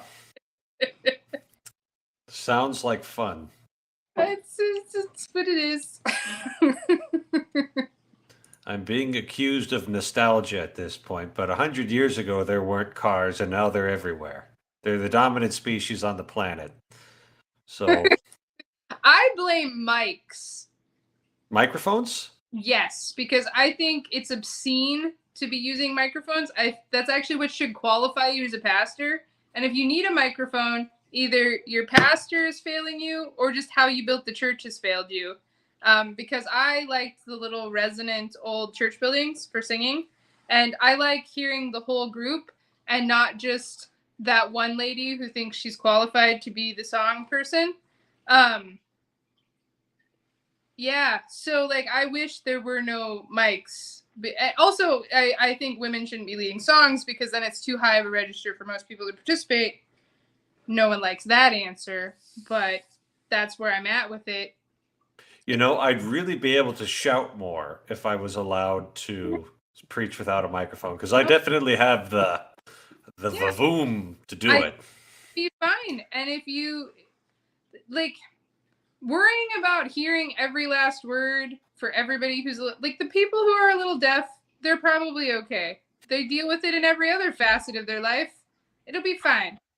Like there shouldn't be microphones. Like no, wrong. I don't know. Marshall McLuhan was on your side, in case you care about what he thinks. I don't know who that is, but that's okay. He's pretty sharp, I think. He paid attention to what technology does to people, or should I say, inside of people. No, this is something I was saying. Like it diminishes the sacredness. Well, technology flattens things, right? Microwaves and refrigerators diminished a certain amount of the sacredness in the communion of the home lunch because it became less precious. Because you could just put some Hot Pockets in. No, because whoever's cooking can cook, and then you can heat it up later, and it's still like it's more mediocre, but it's still like consumable. Whereas it used to be if a person cooked it and it was hot and it was ready, it was gonna be cold and the lard was gonna solidify, and it wasn't as pleasant to eat. Not that I don't like fridges, because I do, but it is I do see the point of having no microwaves. I got a couple of friends out here that got like 7+ kids, and they all of a sudden they quit having microwaves, and you're like, what's up with that? And it's like, well, if you really need a snack, you can have it cold. But if you don't want to have it cold, do you really need a snack? And I'm like, that's some peak logic right there. Well, and you have to eat together because the food's hot at the same time. So, you know, and it's that togetherness that scales up from your community to the church when the church is in the community. Mm-hmm. And it's the technology of the car that flattens the world, because now I can flatly drive across the flat Midwest and get to Sally Joe's place, which, you know, was wonderful, but also took 2 days, and that was it. And then I was there. No hardship. It's also kind of insane that you got that drive done in 2 days, but we'll pass on from that. That's something like maybe we just have to take because like I see this where people they do kind of like a technology fast. They might not call it that. Maybe we just have to mature and learn how to fast in other categories. Yep. That might be what we have to do, because you can't just implement your tyrannies, although it sounds fun sometimes. I have several tyrannies I consider implementing, especially when it comes to people littering from their vehicles. But shotgun to the tires immediately. Well, robot spiders. Robot spiders. They return the trash to the person, and they can defend themselves with microwave lasers. Oh, yes. You've told me about this like 2 years ago, and now I remember. Yes, robot spiders. She's got drawings of various sized robot spiders and whole plans. And yes. You want beauty? Robot spiders are beautiful. You do not want robot spiders in your world, despite what Sally Joe will try to sell you, but they are beautiful. Several scales of robot spiders, because littering is just such an asshole crime. Like, I just don't understand people. You don't have to litter. It's not like I'm poor, and so I threw a pop bottle out of my car. No, dick move. Anyway, I can move on from that. Wow. So if the brutal Midwestern wind accidentally takes a piece of paper out of your hand, will the robot spiders return that as well? Because that could be really useful. It's not fun to lose a receipt that you need. Well, yeah, you could pay them to do that, but. Well, how would the robot spider tell the difference between that and littering? DNA. Right. Yeah, I don't know. See, my tyranny is not a good plan. I shouldn't have all the power. Listen though. I believe it. I believe it now. I'm 100%. My entire life's goal is now robot spiders because you said so, Sally. Yeah, we were definitely going to follow along with you. The star that I'm hitching my wagon to. Robot spiders. Worse things could happen. I mean, we have the technology. Oh man, there's some anime where they have a whole thing on Mars, and the theme, the motto of Mars is "It will be beautiful," and like you serve your sentences for your crimes by being a slave that has this thing over your mouth that feeds you and cares for you, and it's like it will be beautiful because they can't have prison because prison's not beautiful. Yeah, yeah.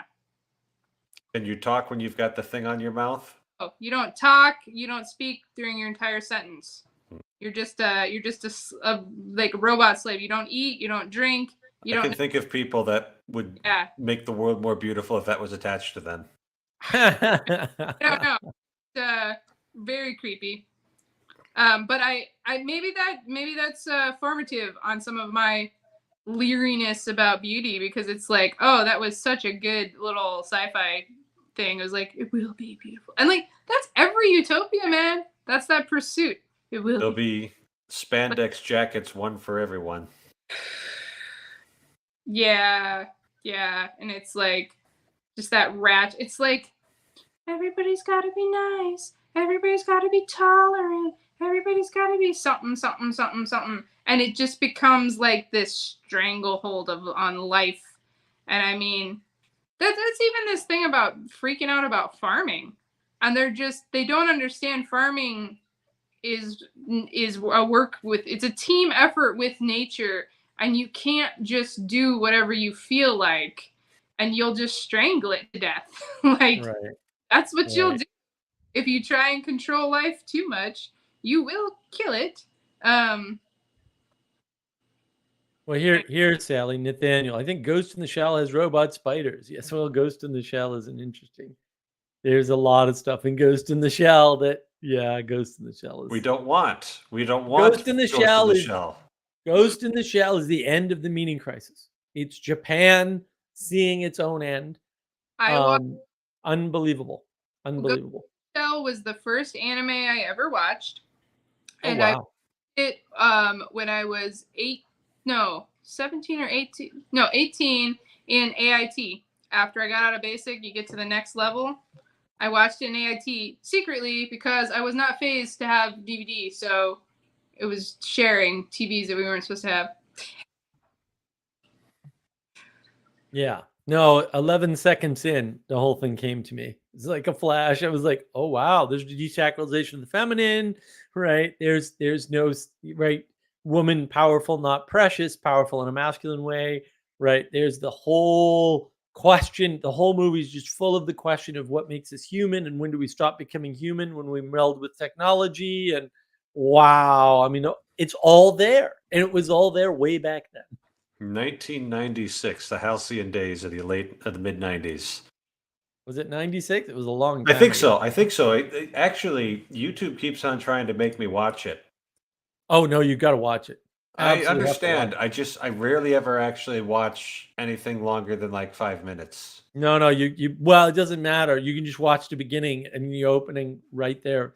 The meaning crisis is right there. And then it just goes deeper and deeper into meaning crisis the whole time. It's really amazing. I was just like, wow, I don't know why I avoided this so long. And you see, people go, oh, Akira, and look, Akira's fantastic. I've seen Akira many times. It's fantastic.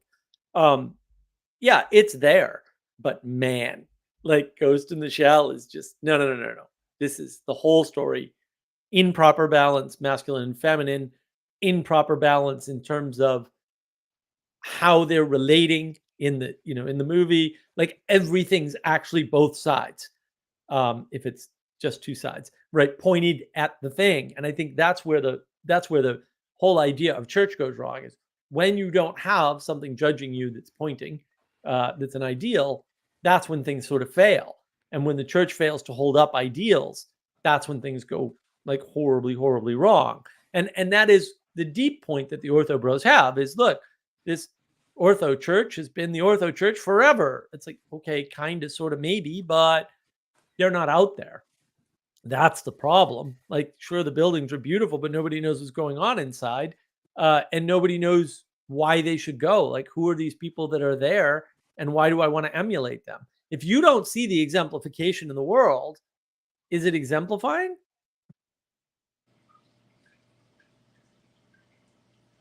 No, Ghost it's in the not. Shell brings that out, right?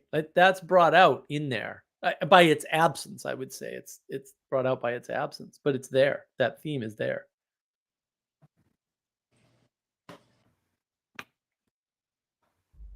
And that's where Sally Jo stole robot spiders from. So now we understand the world.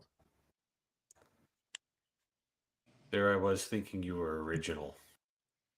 I mean, if you only remember it unconsciously, what's the difference between your idea and somebody else's?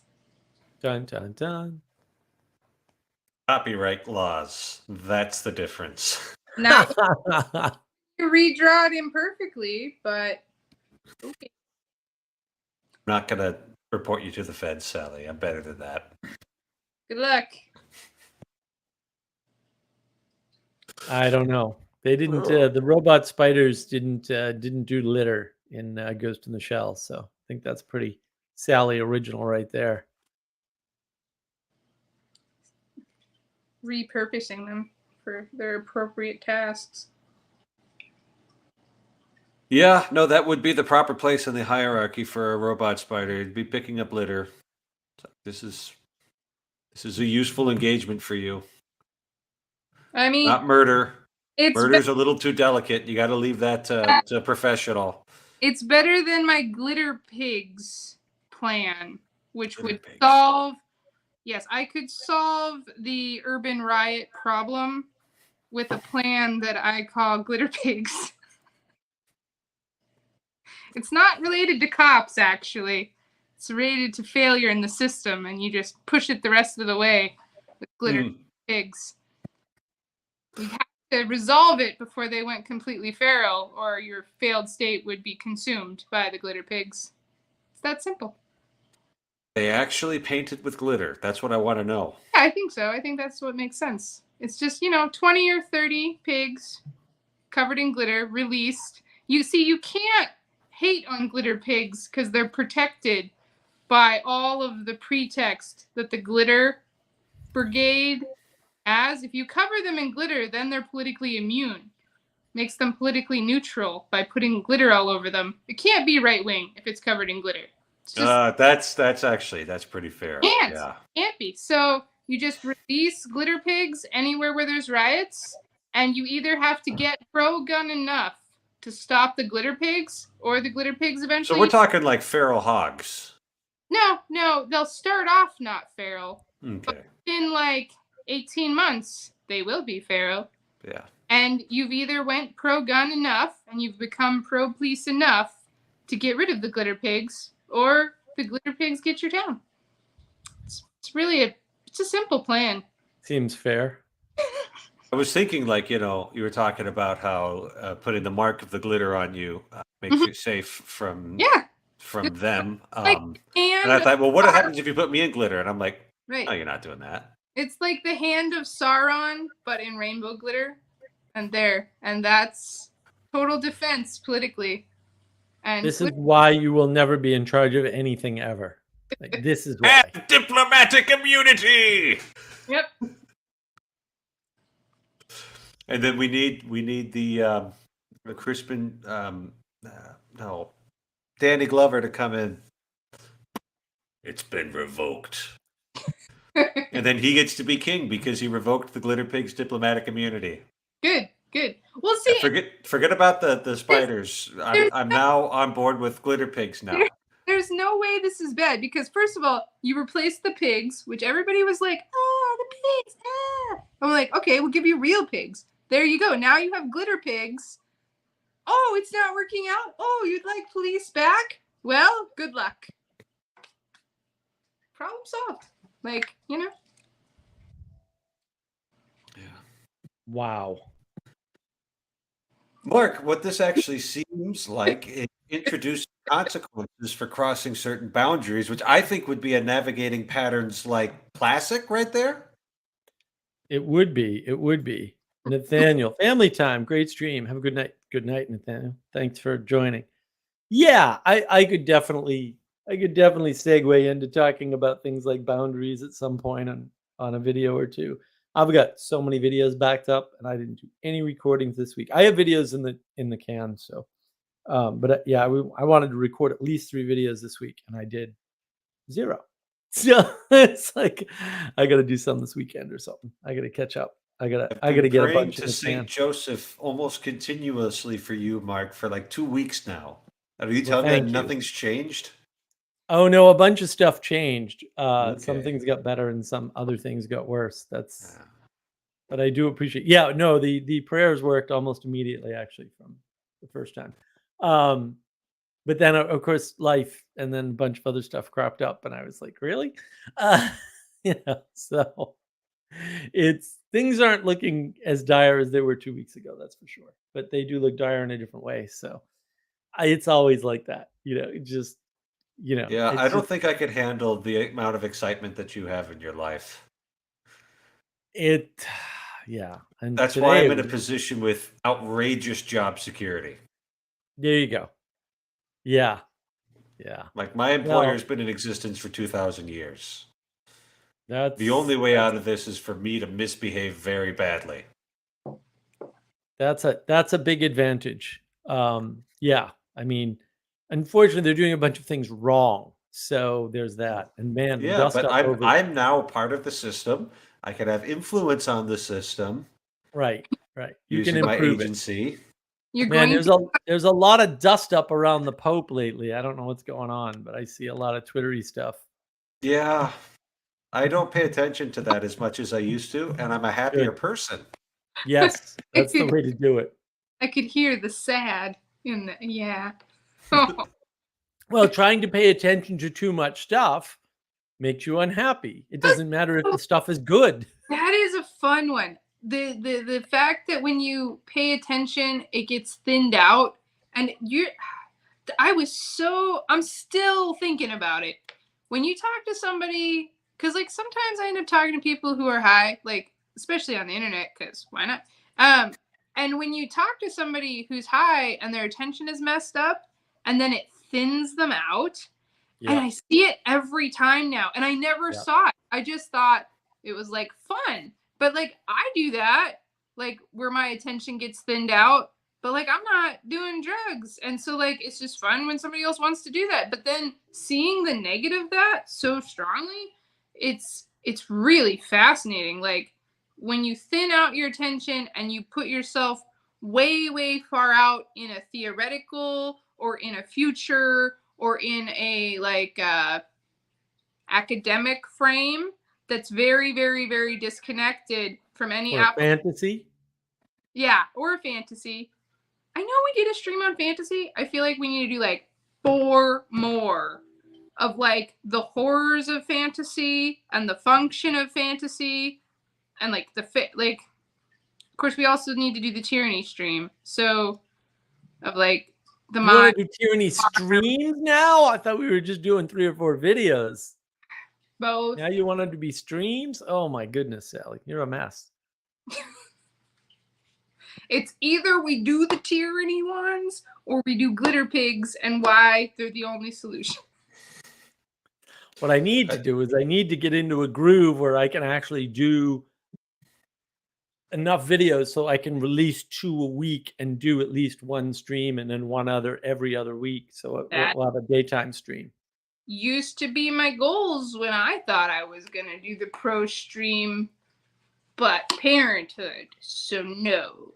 It's your own fault, Sally. You shouldn't have had a kid. I like him. He's probably worth it. I like him too, but think of all the YouTube fame you're missing out on. I mean, come on. Priorities. I've just decided you have to deal with that now. It's easier. I know. Well, I don't have to deal with it alone because you did most of the work on the store. So there you go. It didn't get to you yet because that's going to be awesome. When It'll be here for the next stream. So yeah, it should be here like Monday, I think, or Tuesday.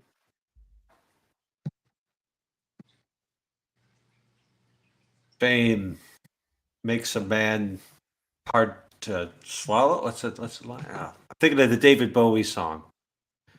I feel like I'm not supposed to like David Bowie, but sometimes I actually do. like his music can actually have some insight in there. Yeah, I'm not talking well, like canonizing him for Pete's sake, but that's the problem, especially with somebody like David Bowie, because man, he's a freak. yeah, but like, yeah. But well, that's the problem. That's the problem with like beauty. Fame makes a man hot to swallow. It's just, and then you've got like this image of just a bunch of people carrying the Pope around, and it's going in like, it's just. I'm a bit of an artist myself, Sally, but I never actually draw anything out. But I could be a YouTube or a music video director. I think I could do that. Music is a special kind of enchantment, and it's weird to me that nobody knows what music is and how it works. And I'm like, really, guys? You haven't figured that out yet, and nobody seems to get it. And I'm just like stunned that. Are you just enchanting time? No, music. It's propositions, poetics, music. That's the ordering up the stack. So music ties together a bunch of things with multiple connections, right? In this poetic way, right? Whereas propositions can't do that. They're linear one-to-one links, right? Poetry adds to that, but music actually adds in rhythm and resonance. And so when you get to music, and that's why all good songs are good poetry, because it's like poetry plus resonance plus rhythm, right? Plus. It adds dimensionality to the connections. So the number of connections you can make and the number of ways to make connections increases exponentially independently of each other, which means the number of connections is not even exponential. It's much bigger. Like it's something like number of connections, exponential number of connections factorial or something stupid. It just, that's the combinatorial explosion. Grabs number. Music allows for combinatorial explosion in a constrained way. Yeah. So when you've been dealing with people you've detected being in a meaning crisis, you've mentioned that they don't like poetry. Have you noticed that they don't like music either? No, but a lot of them aren't engaging in music. Okay. It's not that they don't like it, but the problem is they can't resonate with it correctly. So here's a crazy question, and I'm going to ask the audience too. So I went through a period where I was like looking into minimalism and looking into hoarders to like figure out how to unhoarder my family and myself and stuff. Anyway, and I have this weird theory that maybe it's a particularly Protestant virus, and or agnostic, but like if you have a certain hierarchy, if you have the hierarchy within the church, maybe you have the hierarchy within everything. And so if anybody knows of like hoarder Catholics, let me know, because so far I haven't found that. You do. Okay. Like that. How many? Like how many? Like 4 egg cartons. Are they good? Are they good Catholics or are they terrible Catholics? So, I mean, at my grandma's house, she was a pretty good Catholic. I never saw the walls because they were just absolutely chock full of every piece of art imaginable. Yeah, but was it my Aunt Doris's house? There was like a miraculous medal and a rosary at every windowsill. Okay, but yeah, but that's not hoarding. That's still categorically accurate. I'm talking about hoarder show level hoarders where they don't have. Yeah, I've met some priests. No discernment between a receipt and a car title, because that's the thing with hoarders, is they lose discernment between objects, and I haven't seen that as much in Catholic. Yeah, all things are of equal value. That's the flattening, compressing of the world, right? The receipt, the car title have the same value, even though clearly they don't. You're correct. Yeah. So I guess I can't think of any examples that wouldn't also be caught up with a mental health diagnosis. So. Yeah. Oh.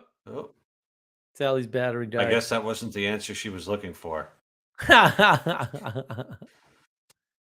Oh, Aaron had to leave. Well, I'm glad you liked the show. I'm glad things got cleared up for you. That's great news.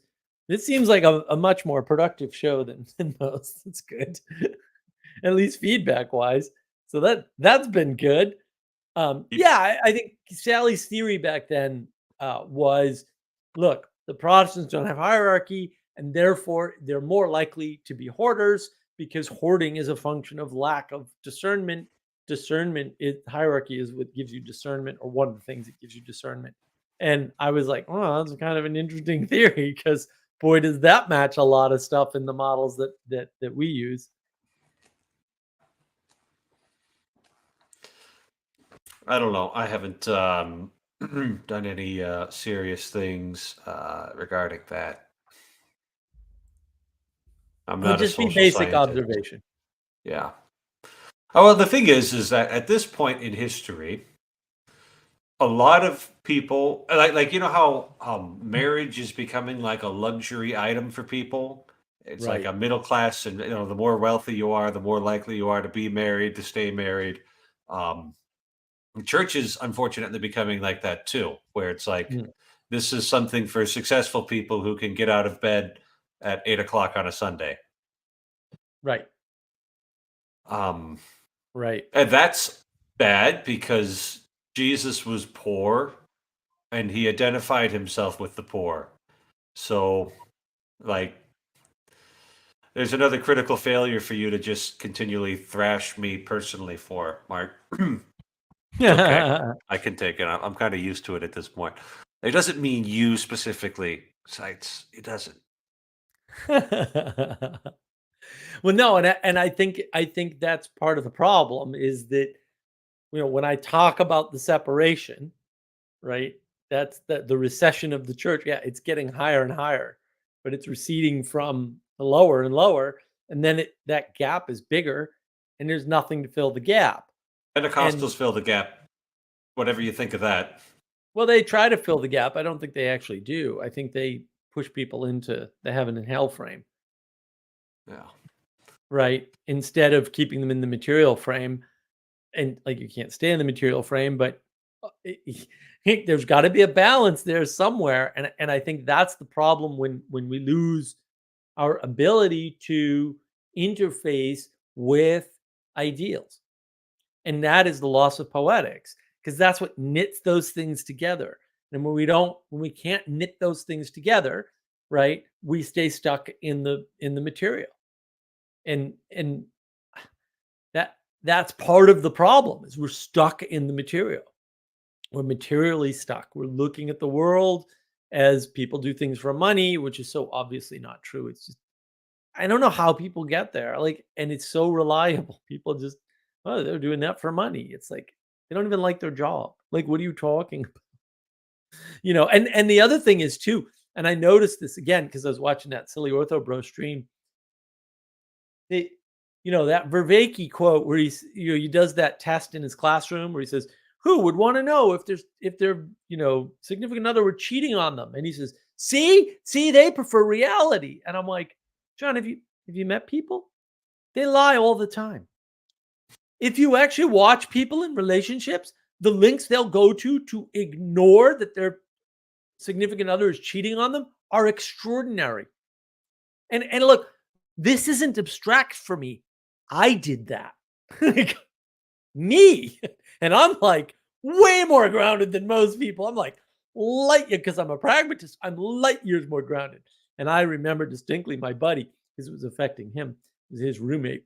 He goes, "Mark, you got to deal with this." And I'm like, "Yeah, I know." And then, and then I did. Boy, did I deal with it though. Bang, I dealt with it right then and there. But yeah, I mean, we deceive ourselves. We tell ourselves, "Oh, I'd want to know the truth. I'd really want to know if so and so is cheating on me." And like, man, so online in particular, there's a phenomenon, or there used to be. I don't know if it's still true, but there was a phenomenon online years ago on the online systems where unhappy married women have a lot of time. They go online. And then they don't have to leave the house. It's efficient for them to be online. a lot of them were unhappy because their husbands weren't around. And when your husband's not around, I hate to break this to you, but most of the time it's because he's with another woman. Sorry, it is what it is. And there were several times that I was talking to these women, it was abundantly clear that their husband was cheating on them, and they would have none of that explanation. Some of them knew. Some of them were like, "Yeah, that's why I'm here." Like, okay, and then they, of course, would cheat as well. But the degree, like it's just only an academic would make such a ridiculous mistake because they just haven't met enough people in the real world and They talked to haven't enough done folks. marriage prep, you know. People Well, are like, "Oh, father, just father," you know. just talk to people and you'll observe them, and you'll see that people like suggest to them, "Hey, do you ever think your spouse cheated on you?" And see the number of times that they'll unconsciously admit to you that they know without ever saying they know, and they'll totally ignore it and do nothing about it on purpose. That happens all the time. And actually, because as I said earlier, reality is something you basically co-manifest, right? You are partly responsible for reality. You prefer to stay in the relationship automatically because that is your reality. That is part of your identity, is who you're with. And so, and maybe you should, like, maybe you shouldn't break that apart. You certainly shouldn't break your marriage apart over a mistake, even though it's a terrible thing. Like I as far as I know, I've never heard of a Catholic priest saying, "Yeah, your husband cheated on you, you need to get a divorce." Like, wow. That's moving awfully fast. Yeah. Oh, there need to be, I think, a little more than that. Or I would, before I would advise amputating a limb.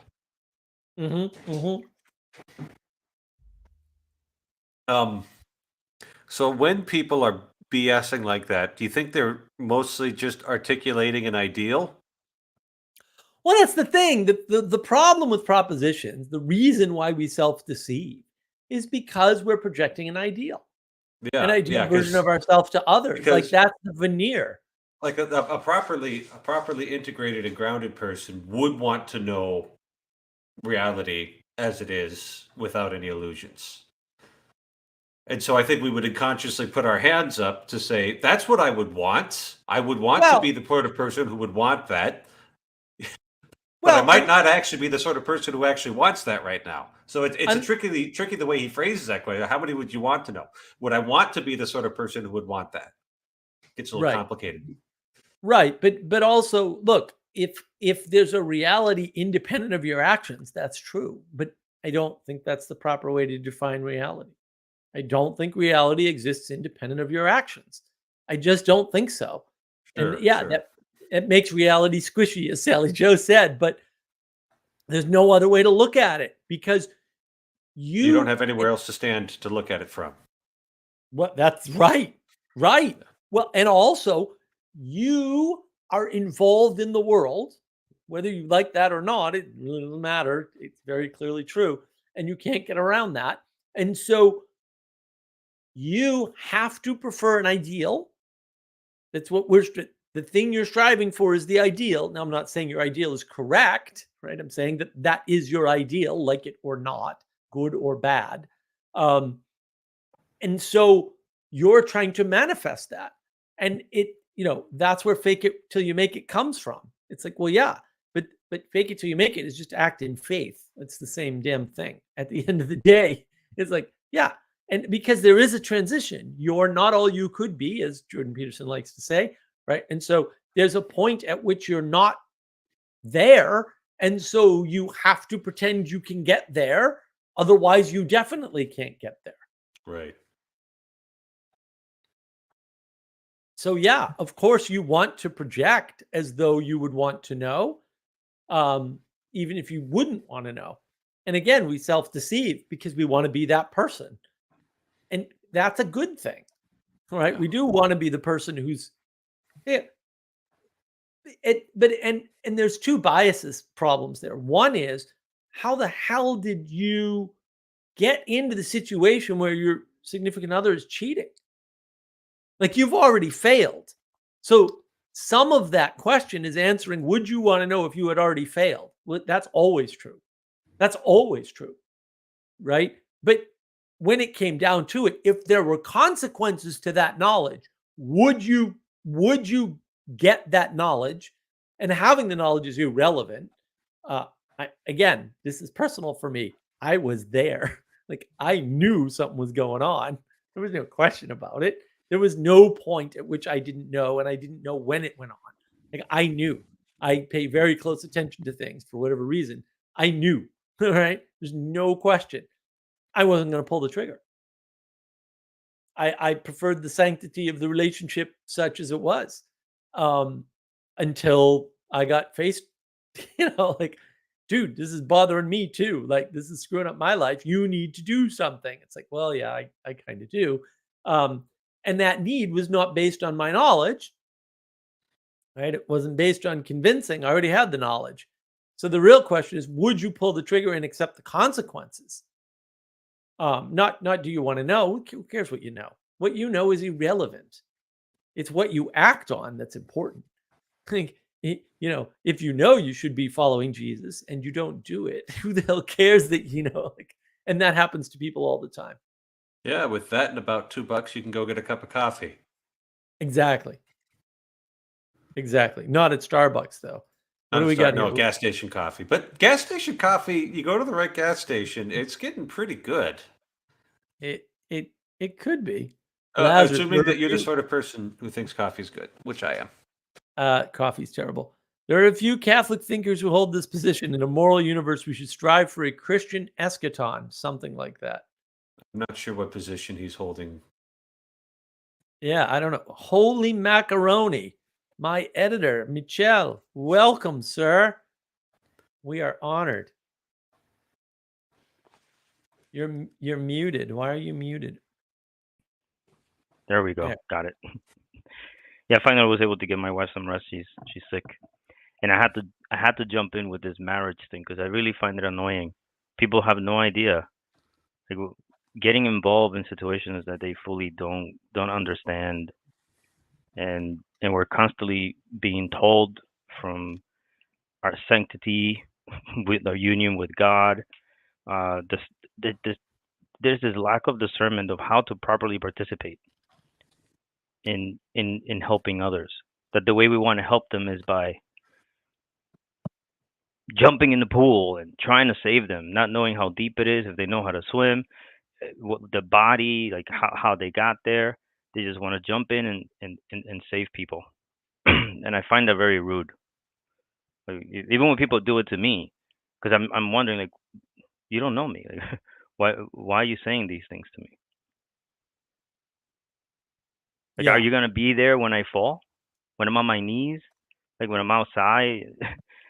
Maybe I left, or you don't know. Are you gonna be there for me, for telling me this information? So it's I think it's very, like, this topic of marriage fits it at all levels of how to properly relate with people. And more information is not the answer.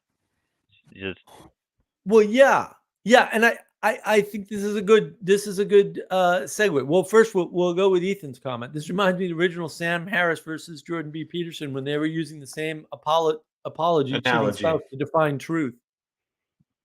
Yeah, but then I wanted to, Lazarus, that Christianity isn't simply, quote, reality, but could be in participation. So one way to look at the problem of the age of gnosis, as I tweet about all the time on my Twitter, I love it, is that you're preferring knowledge as reality or as telling you something about reality. But the bottom line is what Christianity does, and other religions attempt to do this as well. We can argue about which one's better later or never. Is it attempts to tell you how to manifest reality in the world. What's the best pattern? That's the wisdom tradition. What's the best pattern? And what's the best implementation for that pattern given the set of circumstances we find ourselves in, because that creates reality. And I remember not too long ago, somebody I met a while back on Clubhouse, she was basically saying, "Oh yeah, I went to church today, and we were saying the prayers to basically save the world, or whatever generic sort of prayers they were saying about holding up the world." And she said, "I actually think that works. Like I actually felt as though if we didn't say that, the world would fall apart." And it's like, right, that is true. That is exactly correct. If you don't Yes. say the prayers, if you don't point at unity and commonality, and if you don't manifest the bigger thing, the marriage, the community, the communion with the creator, right, then you don't have anything. Reality doesn't manifest correctly. Right. And I think in my life, the people who have made the biggest impact on me are the people who are willing to put in the time to help me. Like they Right. say very little, and then they say, "Oh, come over after," or "Meet me over here." They do not. They don't say, "Read this book." Your answer is in this book, right? They Right. actually participate in the process of trying to help me solve that problem. I mean, isn't this a factor in therapy where like the single best predictor of therapeutic success is the rapport between the therapist and the client? Right. It's like doesn't matter what school of thought or practices that the therapist is doing. It's like, are they able to connect with that person with a Right. certain level of empathy and help redirect their attention towards a better goal? Which means it's the relationship that's doing the work. Right. And the way to measure the effectiveness of therapy is by measuring the quality of that relationship. Intimacy crisis confirmed. Like, it's right there in front of everybody, and we But don't even yeah, see it. And part of the intimacy crisis, part of that quality, you don't recognize quality unless you recognize the hierarchy. And you probably don't recognize the scaling problem and how scaling works if you don't recognize hierarchy. Because as you go up the hierarchy, the scaling changes. And this linear projection on the world just doesn't work. Like, it yeah, causes this universality, this flattening. right. Talking about from there's like kids getting diagnosed with like ADHD. Like, okay, fine, you're getting diagnosed with ADHD. Okay, so how do we participate in solving that problem? It's what I have found to be more and again the right way to have that participation, because you could do it in a dismissive way. Oh, I'm getting paid. This is what you have to do. Here are the pills. Or you could do the proper sacrifice or the right trade-off to really show that person that that that their being is good, and that their existence actually has potentiality. And that is hard, and people don't want to hear that. That could take years. And people want they read something, oh, your brain, your blood, it does this, you take this oh, why aren't you taking that medication? I do it too. Believe me, I do it as well. But I always try to remember that I'm not interested in the medication. Like, I'm interested in pointing towards the good. So sometimes I dismiss the medication. Okay, fine, you don't have to take the medication. And uh, uh, the kid will struggle for the whole day, or the person will struggle with, let's say I have a list, okay, this is the procedure of how you do the job, and they don't want to follow the procedure, or they're having difficulty following the procedure, but they found a different way to do it.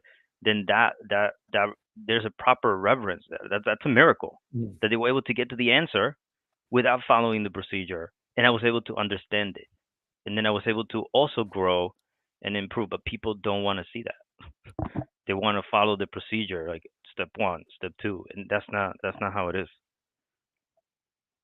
Yeah, that's It, the flattening from the age of gnosis. There's one right way to do this. right. There's not one right way to do anything that I've ever found. I've never seen that. I hear people say that, and but it's not universal. There is a right way, and it's not universal. right. That's what annoys me. Yeah. And marriage is a microcosm. It's one manifestation of reality at one layer. Right. And there's layers below it and there's layers above it, and they look different, but it follows the same basic fractal pattern because reality is a self-similar fractal. And I think Jonathan Peugeot is right about that. I wish he'd add self-similar, just more technically correct, but then I'm a technical person. So, yeah, I had a wedding this evening and I gave my wedding homily. oh, good. And my wedding homily goes basically like this. What is love? That's a funny word. Jesus says, love the way I love you. There's the cross. That's what love looks like. Go and do likewise. And I always get a very good response, specifically from the people who have been married for a while. Because they watch me point at the cross and say, that's what love looks like. And they're like, yep. Yeah, it doesn't feel good. Yeah. But there's a resurrection on the other side. I promise you. There's a resurrection on the other side. I don't forget that bit either. That bit's actually very important. Because otherwise she's crushing people. Well, and that's the thing. People want a relationship. They want to find their person. It's like, no. What you want is not the person that's great on vacation with you. You want the person that's great when the chips are down. You want the person that will struggle with you, right? Because you're a struggle. you self-deceiving bastard. You're a struggle. And the other person's going to be a struggle too.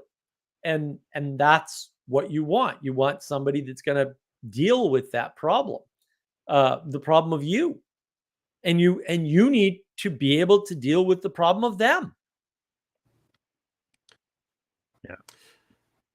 It was actually a really big revelation to me when I was in seminary, when I realized that bureaucracies were actually staffed by people.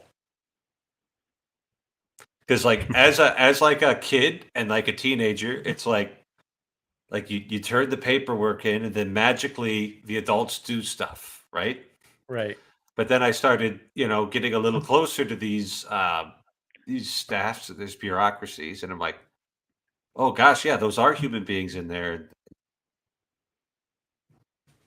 It's not just magic, It's not just following the procedures. That's not what people are actually doing when they're doing anything. Well, it's the problem of naming. You name it, and then you think it's a separate thing. But bureaucracy, right, much like politics, is not separate from people. It's just the bucket of a collection of a certain type of people. It's like, oh, that changes everything. Because then you have a way to interact with it, which isn't just at the surface level. And it's important to remember when you call tech support, that person does nothing but deal with broken stuff all day. Right. And so to you, boy, they don't seem too happy to hear from me. Well, yeah, they don't seem to. They seem a little disenfranchised. Well, yeah, they've been dealing with negativity all day long. And it works differently, different ways. But what you're dealing with is not merely your interaction with it. It's also all the stuff behind it, all the context. Right before I met Father Eric, there was a whole life that he led. Some of it in the state in which I live. So, right. My dad used to say to us, I wasn't born with a wife and 5 kids. Yes. Well, and we don't see that, and we don't account for it. It's impossible in the world. It's impossible to see your parents as children. I can look at the photographs. I can hear the stories. Doesn't really register. That's like my dad telling a story about somebody else. That wasn't really him. Well, because you didn't experience it that way. And your experience is always going to be a stronger signal in some sense.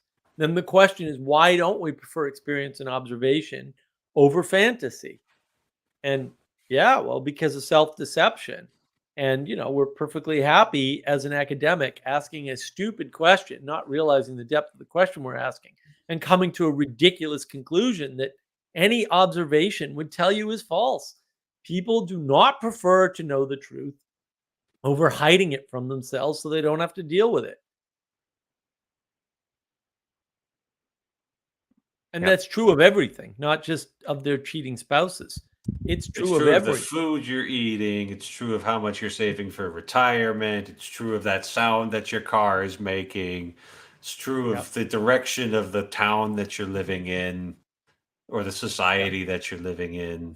Well, and to some extent, we have to you have to look at the ideal. And the recession of the church is all about the recession of the ideal, right? To some extent. The church isn't pointing to the ideal anymore. It's not beautiful. It's not, people aren't saying, "Oh, I do this because I'm religious," right? Or I act this way, or I behave, or they're not behaving in the way, right? Like when some ortho bro does some stream and says so and so's not married, and they're not sad about that. It's like, what are you pointing to, dude? You're just better than me at that point. It's like, are you being a good Christian? I don't know. Did you watch that whole stream? I did. All 2 hours and 45 minutes. Did I come up more than the once? I'm pretty narcissistic. I think you came up twice, but the first time was very brief. Okay. But yeah, also wasn't listening to anything you were saying. But it was weird. Like, he literally did not disagree with any of my points at all. Not one of them. And I was like, why are you pretending like we're in disagreement when you actually, I mean, he flat out says, I agree with Mark. I'm like, okay, cool. But then he acts like I've done something wrong. I'm like, if you agree with me, and then he makes up this fantasy about, you want to make magical communities and blah, blah, blah, blah, blah. And I'm like, what? No, that's not at all. I mean, you get pretty happy when people start going to church, right? I don't know or care. I just deny any knowledge of what's going on. Okay. Like, if something like that were to happen, I guess that would be okay. I don't know. Mark is just happy with people practicing something, pointing towards the good. If people vanish from offline, I'm like, all right. And then I get sad because I'm losing contact with them, but I get happy because good, they've gone off and done more productive things in where they are, which is, that's better. Like, yes, get people offline. That's a good goal. And yeah, I mean, that was part of his argument was, the Orthodox Church should be here, blah, blah, blah. And I was like, well, then we're on the same mission. Why are you pretending? Like, I don't understand. Like, you just admitted we're on the same mission. But also, why aren't they drawn to it? Like, why aren't they, why aren't people drawn to church? That's the real question. Like, why is the church receding for them? We can argue about whether or not in some objective world it's receding, although I think you'll lose that argument if you think it's not. But it's important that it is, at least from some perspective, and that's what needs to be mended. And if you don't have an answer to that, then there's a problem there. And you can criticize Peterson all day long, but if you want more people in church, Peterson certainly has accomplished that more than anyone else. And there's lots of people that have been trying, and I don't think he was trying. So that kind of says a lot. It says a real lot. And then the question is, well, what's going on? And then when you have people analyzing that and criticizing that when they can't do as good a job, I got to question what their motives are.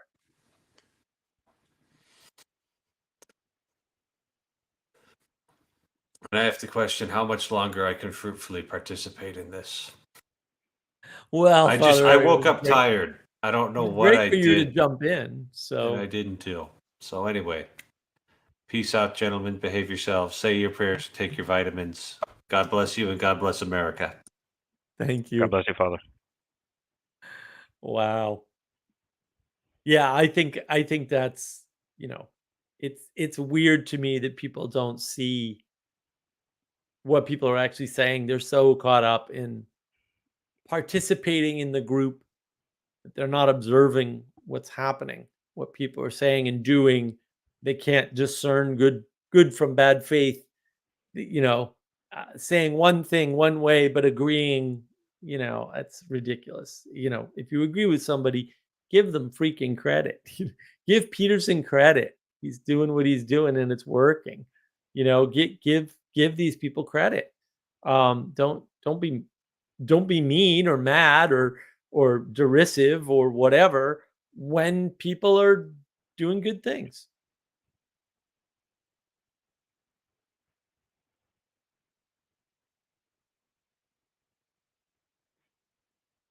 That I keep going back to this lack of discernment, and especially coming from people that call themselves Christians. So it always baffled me. Like my wife, the way she shows me her faith is more through her actions than her words. Like I said, my wife never really sat down to read a Bible verse. She does read them, but it isn't something that she does religiously. She just lives out her faith to the best of what she can carry. But then the people who were a bit more, you can say, like educated about certain religious, but it doesn't matter what it is. Those were extremely dogmatic. Oh, why don't you do this? Why don't you do that? If you want to be a good person, then you got to do this. That's the reason why your job is not the way it is. Right. Right. So they're not meeting me where I am. They want me to be where they're at, which I don't even get. I don't even understand. Yeah, well, and it is that presumption that people know what you know. That's the other problem with the age of gnosis. Everybody assumes that other people know what they know, and a lot of times they just don't have any idea, right? Because maybe what they can know is a smaller number of things, or maybe they know a bigger number of things, but none of the things you know, because there's a lot of things to know in the world, and there just might not be any overlap. And there's nothing wrong with that. Again, the world is vast and we're tiny little Muppets. So, you have to reconcile that. You have to take that into account. You can't just be like, oh, everything's fine. People know what I know, and therefore I can predict how they're going to act. Man, the number of times I've seen, people do stupid things, and it's just they had no idea. Had absolutely no idea. Oh, drinking milk takes away the sting of peppers in your mouth. Yeah. But drinking water spreads it around and makes it worse. Yes.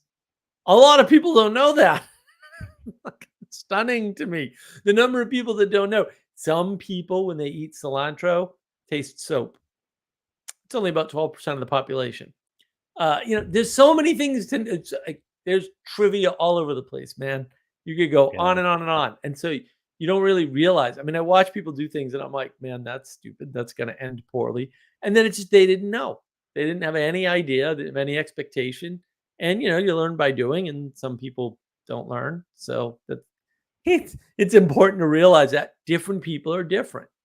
And this universality, and the same with everything. Like, maybe some people can't go to your church. Like, maybe some people can't understand the Bible the way you understand it. Maybe some people can't do the job that they're supposed to do the way you want them to do it. Right? Like, right. Different people are different. And we don't want that. There's this universality that we want everybody to be just as smart, and we want them all to critically think as well, and know the same things and act the same way and interpret. It's like, no, that's not the way of the world. Right. We have a hard time dealing with difference, dealing with change in general, but just difference as such. Even if there's no change, I'm not you and you're not me, and we don't know the same things, and we don't interpret the same things the same way, even when we do, and we don't react to things the same, even when we interpret them the same. Like, it's just different. You can probably run faster than I can. Like, Right. Like, And that's where I found the people who, when I wanted to learn something, the people who were willing to meet me where I was, they were the ones that made the biggest difference. Right. So my wife is one of those people. Like, even though my right. wife is well educated, she finished college, she gave someone like me an opportunity, Mm. to be part of this covenant in the family. And I found that weird. I'm not educated. She's very smart. I'm like, what's going on there? But she didn't see me like that. Right? She saw something else. So she was pointing at she was looking at the telos. Like, which I didn't understand when I met her. Right. And that is what we need. We need to keep not look at the person because of how well they can memorize things, but really really try to listen to the person. You know, try to participate with the fact that maybe they cannot tie their shoes, but they could do everything else great. Right? Right? They forget to sip their pans, or they like sugar in their coffee, but they don't put it on. Like, one day, like, I'm being like, that happens. That there are people who love sugar in their coffee, but they forget to put sugar in their coffee. Right? And, Right. and that one day you Right. remind them, and that makes it makes a big difference. Right. But it's hard for people to pay attention to these details because they want they want the right, like you said, they want it to be the same. What struggle? Like, paying attention to details, to other people in particular, is struggle. Yeah. Just noticing people when they're not well and remembering to tell them, because there's always a risk, you don't look well, and they take Right. offense. There's all kinds of problems with that, and people don't take that into consideration. They want to live in this flat world.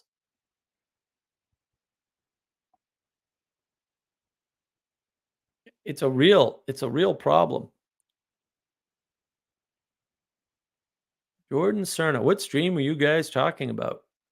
Oh, the stream that the Ortho Bro stream? I can paste it. I I have it. I don't I don't suggest anybody watch it. It's not all that interesting. I know there's some interesting bits in it and whatever, but yeah, I mean, if you want to I see couldn't watch the it. silly So stream. Yeah, there's a bunch of clips of it on on my Discord, Mark of Wisdom Discord server. Um, yeah, I mean, if you're going to engage in something, engage in products on my store. That's much better. We get the yeah. store thing up in YouTube. It's a it's all shop.markofwisdom.org. It's all there.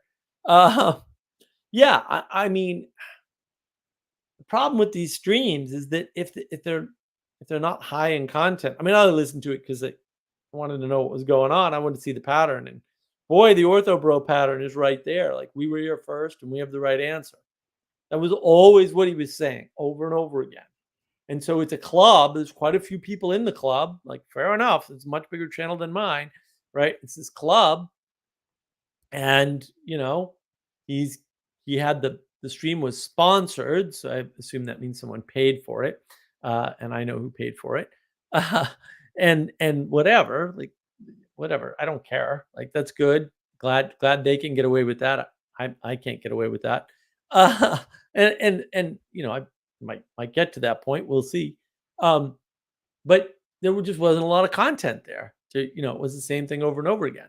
But I watched it for the pattern. I watch a lot of things for the pattern, even though they're, say, low information quality or low detail quality. But if you want to see somebody trying to act in good faith but not able to, and I think that's what it was. He literally was not able to, because his his audience, his telos for existing, is to be an ortho bro and support the idea that by getting into the Orthodox Church, that he made the right decision. That is the whole thing that he does, probably in all his streams and all his videos. I don't know, because I only watched the one stream, but I suspect that's how it is for all his stuff. And fair enough, he's got his niche audience, and he's got super chats, and he gets way more money in super chats than I do. He has a much larger channel. Good for him. Not casting any shade. But also, like, there was no critique there. Like, there was nothing that I could take back and go, you know what? I need to change this. Or you know what? I'm failing here. I got nothing out of it, which was sad. Like, if you're going to critique somebody and they can't grow from it, what are you doing? You're not making the world a better place. Right. And does that make you a good Christian? This is where I got my doubts. I'm starting to go like, why are you critiquing somebody in a way that's not generative for them or for you in that case? I mean, he's generating money. I guess that's generative. He's entertaining his flock. I guess that's generative in some ways, maybe. I don't think that's great. But again, like, do what you want, man. Like, it's your thing.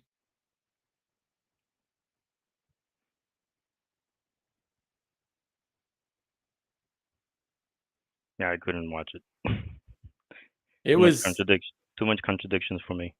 It was hard. Yeah, well, there were a lot of contradictions. I mean, there's a lot of attempted enchantment with the tonality and saying, oh, look at this, he's saying this, and I agree. Okay. You were saying he's saying this like what I was saying was wrong, but then you admitted you agreed with it, so it wasn't wrong. So why do you have this tone and this attitude about it if you agree? Like, I don't. And then again, if that's supposed to be a critique, it failed. Like, it didn't critique, and it wasn't generative for me. Just like, I took nothing away from it. Other than, boy, you really didn't understand some of my points, and boy, you heard things that I didn't say. I didn't really learn anything. I didn't learn anything that could help me. I didn't learn anything that could help him. Like, if you're delusional, you're delusional. I can't really help you out of your delusion. And you're not engaging me at all, which is all the worse, And also, like, man, if you're gonna mention, someone in particular, you might want to at least say, hey, you can find out more here, which he didn't really do. I was avoiding mentioning him in particular, although I still shared his stream. That to me is just more proper. And I think part of that is just a loss of politeness. If you want universality, that's what politeness is for, right? We have these general politeness rules. They don't even have to be the same in all places, but you have to have them, bowing versus handshakes, whatever. But, you need to have that sort of pattern that you can play And it out. because there's no need for politeness, there is also no need for discernment, right? Because you didn't do Right. anything wrong. Right. Well, and politeness helps you to get started so that you can find intimacy, like you can start relationships. Right. It's a starting point platform for starting relationships. It's like small talk. Oh, nobody likes small talk. Well, small talk's how you get to know people. Yep. Yeah, all this stuff is wrapped up together. And hopefully, this is one of those streams where I'm trying to wrap a bunch of things together. Hopefully you can kind of see that pattern all wrapped together. And on that note, I think we're gonna wrap it up and call it a night. Michelle, before we do that, would you like to close anything out? I just like to say that we're all Muppets, and I'm a Muppet. My family is a Muppet. I live in a house. It was built out of Muppets, and I cannot do it by myself. Oh, that's excellent. I don't think I can improve on that. So look, on that note, thank you everybody for joining. I appreciate your participation. It's very valuable. We've got more videos ready to go. So those will be coming out. We'll do another live stream next week, unless something comes up, but I hopefully will be here next week. And yeah, maybe we'll do art and beauty next week or something, as Dally suggested. And look, have a great week. I hope this was helpful. Leave me comments, whatever. Let me know. And go buy stuff at my store. We got some cool stuff. And yeah, be a Muppet, but be a good Muppet. Thank you.